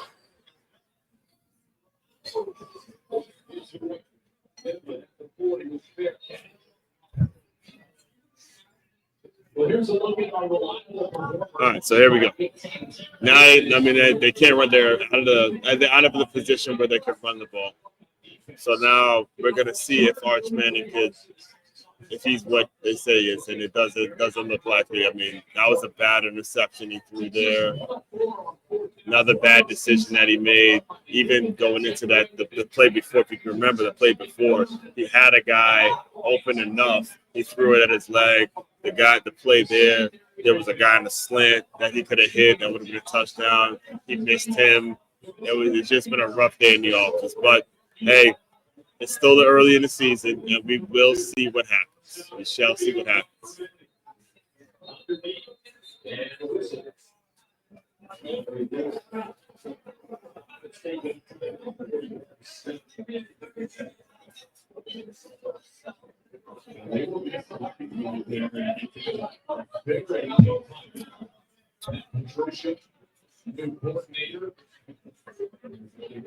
Few new pieces and a lot of new faces. There was only pretty much 2 starters from last year. Last year's group was so veteran. Just remember these guys. You know, all those guys up front: Jack Sawyer, JT Tuimoloau, Lathan Ransom, and safety. These guys play a lot of football. Give the defensive coordinator. Yeah. And I think that they only had 10 on the field. You know, it's normally over that slot receiver. We ended up getting the football wide open. If you're a defense coordinator, you're like, whoa, there's a huge hole in our defense. And we're very quickly got a timeout. And that pushes a lot. It's slightly controversial with who being replaced. Jim Knowles won a championship with the Ohio State dropped from Penn State as their DC. It's gone. It's winged up. Big reception, 29 yards. That was a bit so that they thought. And he was in rhythm because he could catch up and through a bunch of the first down. And get it. And the sideline. And gets it up. Only a 2-score game. There's plenty of time here with 2 timeouts left. I'll get a quick score here. Got to work quickly, obviously. Still plenty of time. 2nd and 5 and 47. Right, it goes out in a shoebox. Incomplete. Better throw. Now you start to think about Manning having to force the football a little bit down the field. It might be too careful with it. We can't be careless with the football either. And then we're going to see some fusion come into play. You're trying to design something for one of his skill position players to get them the right matchup or in the right area for visual. Third down at 27. It's a little bit again. Right side of the offensive line. There we go. Ball start.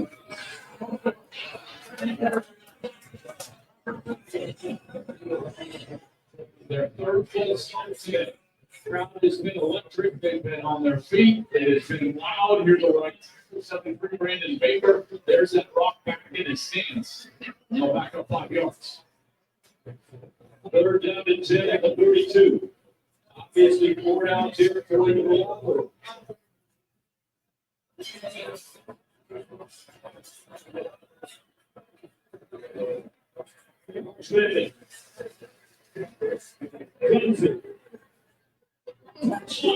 Oh boy. All right, it's gonna get interesting now. It's gonna get interesting now. Now it's gonna get interesting. All right.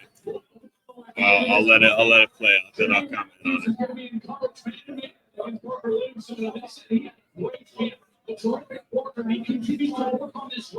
And just finish the play right at the end, giving some separation, getting back to the ball around Jermaine Matthews Jr., getting the touchdown.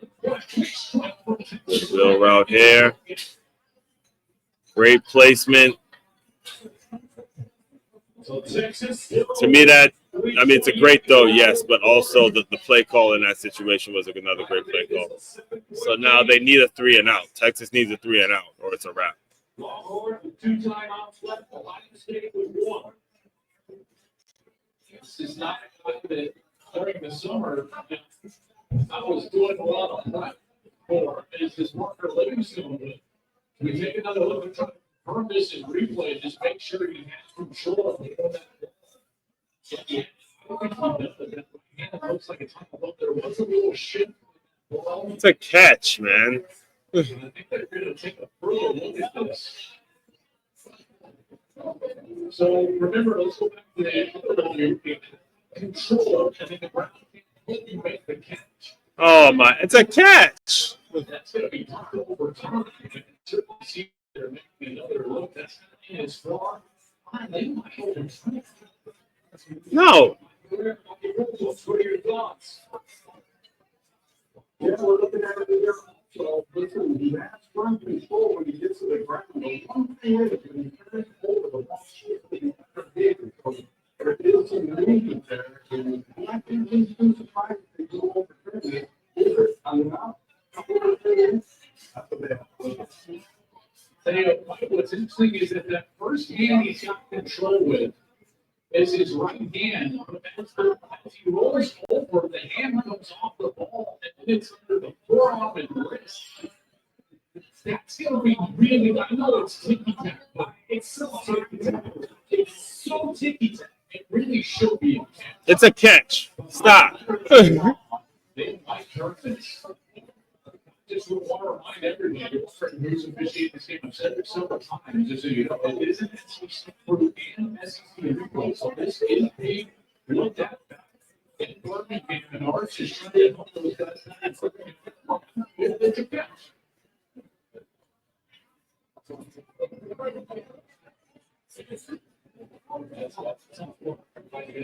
It doesn't seem tough at all to me. I mean, it looks like a catch.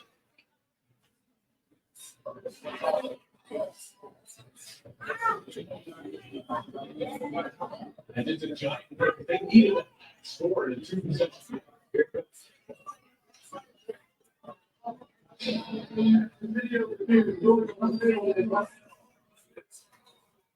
Touchdown, yeah. He's able to secure that. All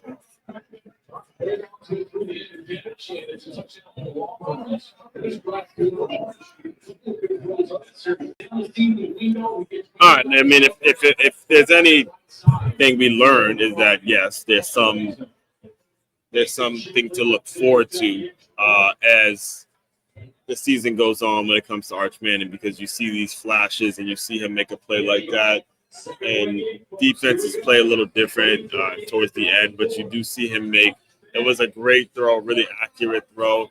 I don't think that this game is going to be indication of how bad or how he's going to play all year. I do think he will get it going at some point. So maybe a baby can do it.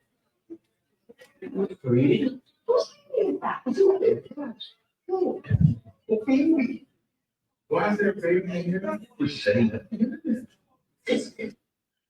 It's just part of my job.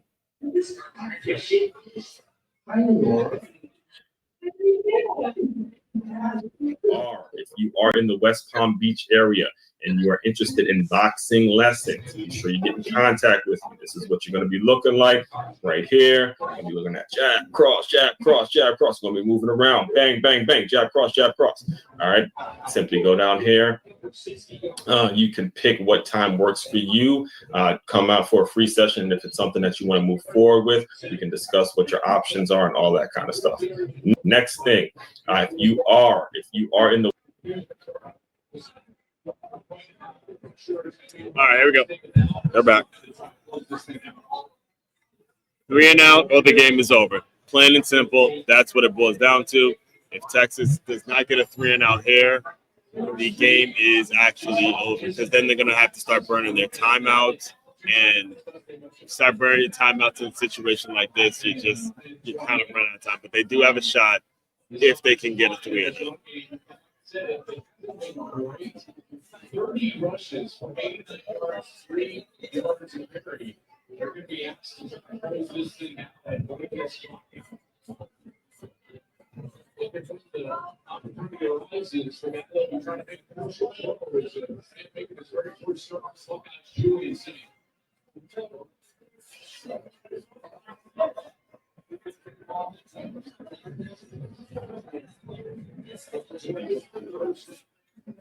All right, here we go.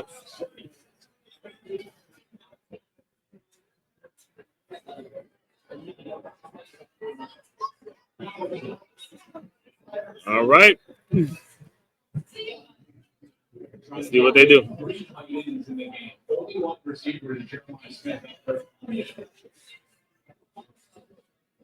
Now, remember last year's national championship game? It looked like they were going to run, and they threw one deep to Jeremiah Smith. So, from Texas defense, you got to watch that deep pass. You got to still – they can still throw a deep one to Jeremiah Smith. When you least expect it, this would be the down to do it.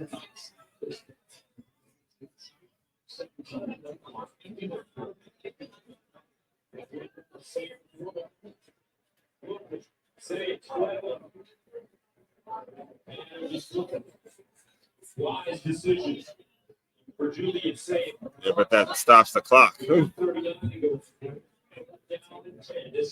This is a big one, both sides. This is a big one, both sides. Yep, you're right.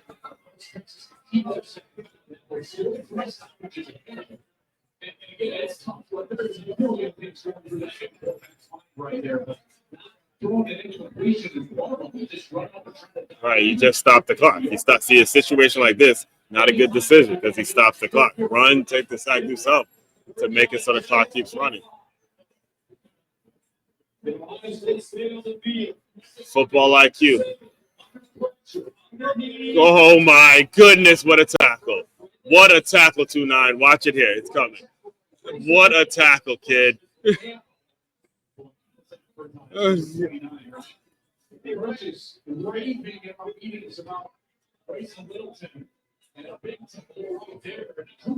Woo. Watch this tackle. It's coming up. So it's 3rd and 10. Here it comes.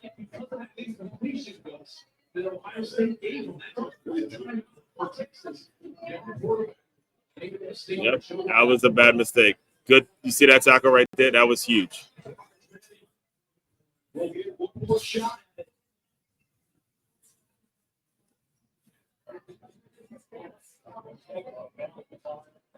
All right. Well, hey, as bad as the game that he had, there's still an opportunity to win the game or to get his boys back in it. All right. So we will see all that he lived through. The defense gave him an opportunity. It's given him an opportunity to see what he can do. So now we get to see the ultimate meritocracy, the game, sports, football, the ultimate meritocracy.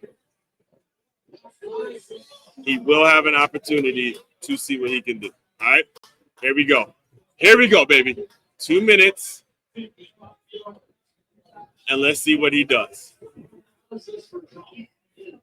Archman, the kid that's been in the spotlight since he was 14. We've all been waiting for this to see it. It hasn't gone great today. It has not gone great.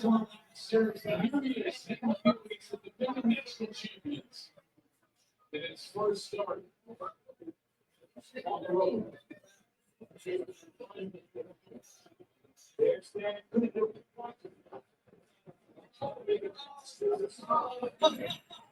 We shall see. Here we go.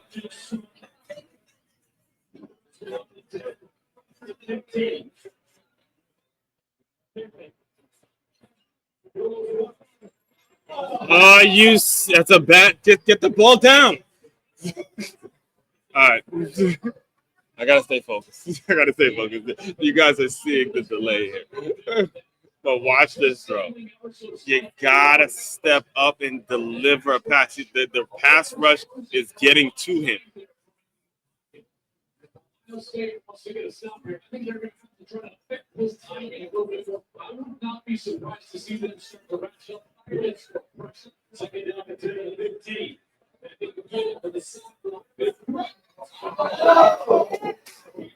Down one side. There we go.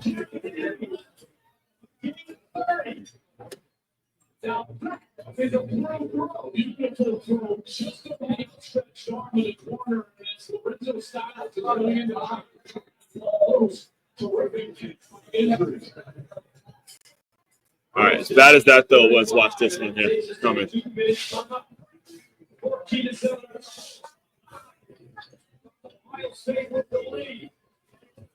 Texas.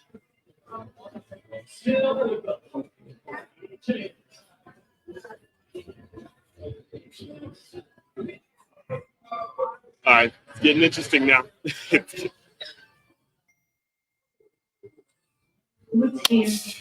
Why you gotta love the game, right? It's getting interesting now. As I'm kind of thinking out loud, I think what I'm gonna do is I'm gonna make it so I watch the game without the distractions here because of the delay, it's kind of distracting me from commenting on it real time because I'm seeing what's happening before you guys see it. So I will make the adjustments same way I preach, making adjustments, seeing what worked, what didn't work, all that kind of stuff. I believe in doing the same thing myself. So we shall see how we'll see how it works as I put the recording out here in a couple hours here as a debut. So just stay with me. The game's getting fun though. It's getting real fun. It's getting fun. Long story short, if you're just tuning in, it's been a defensive battle. Texas has not looked all good offensively. Ohio State got to tip your hat to Ohio State's defense. They really shut them down, as has Texas done a good job defensively. The difference in the game really is the fact that Ohio State offense got a couple of breaks. They got the ball inside their Texas's territory, and they were able to take advantage of that in the touchdown in the first half. And then there was a long pass. There was a kind of sort of a big play that Julian Sayin threw up to Carnell Tate, and that's the difference in the game. But right now, Texas is driving, and it can happen. You guys heard me say on camera that this one might be over unless that Texas gets a 3-and-out, then this one's over. Guess what happened? Texas got a 3-and-out, and now Arch Manning is possibly showing what he could do. You don't want to get too excited, but you never know in this game of college football, all right? There we go. We're back.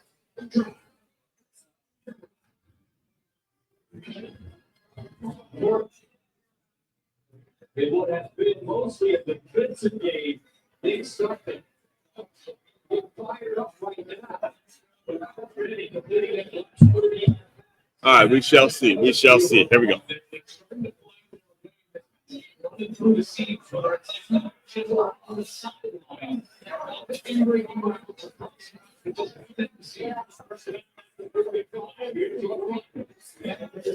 a good call. That one could have spun. That's a good call. And again, so far, it's been able to sit in the pocket, start to attack the field. And again, the 5-yard gain.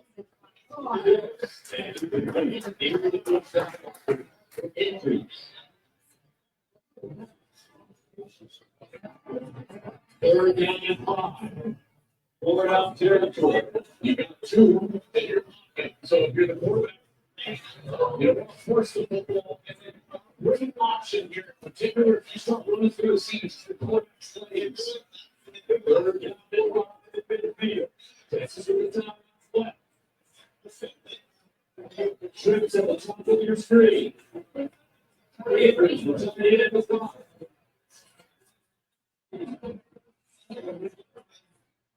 Guys are in motion. Side of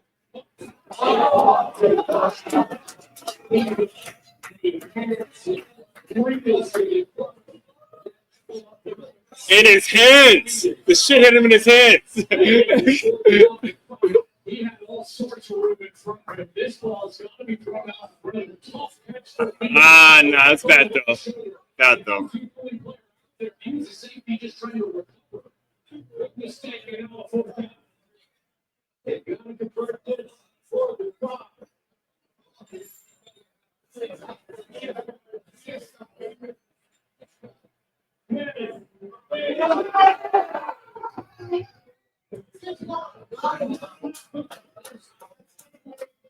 It's ball game.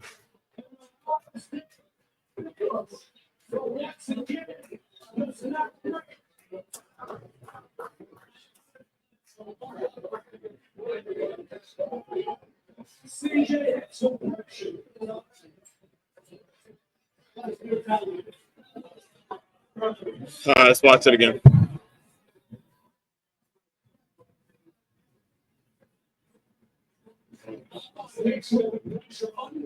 From the Prince's right side.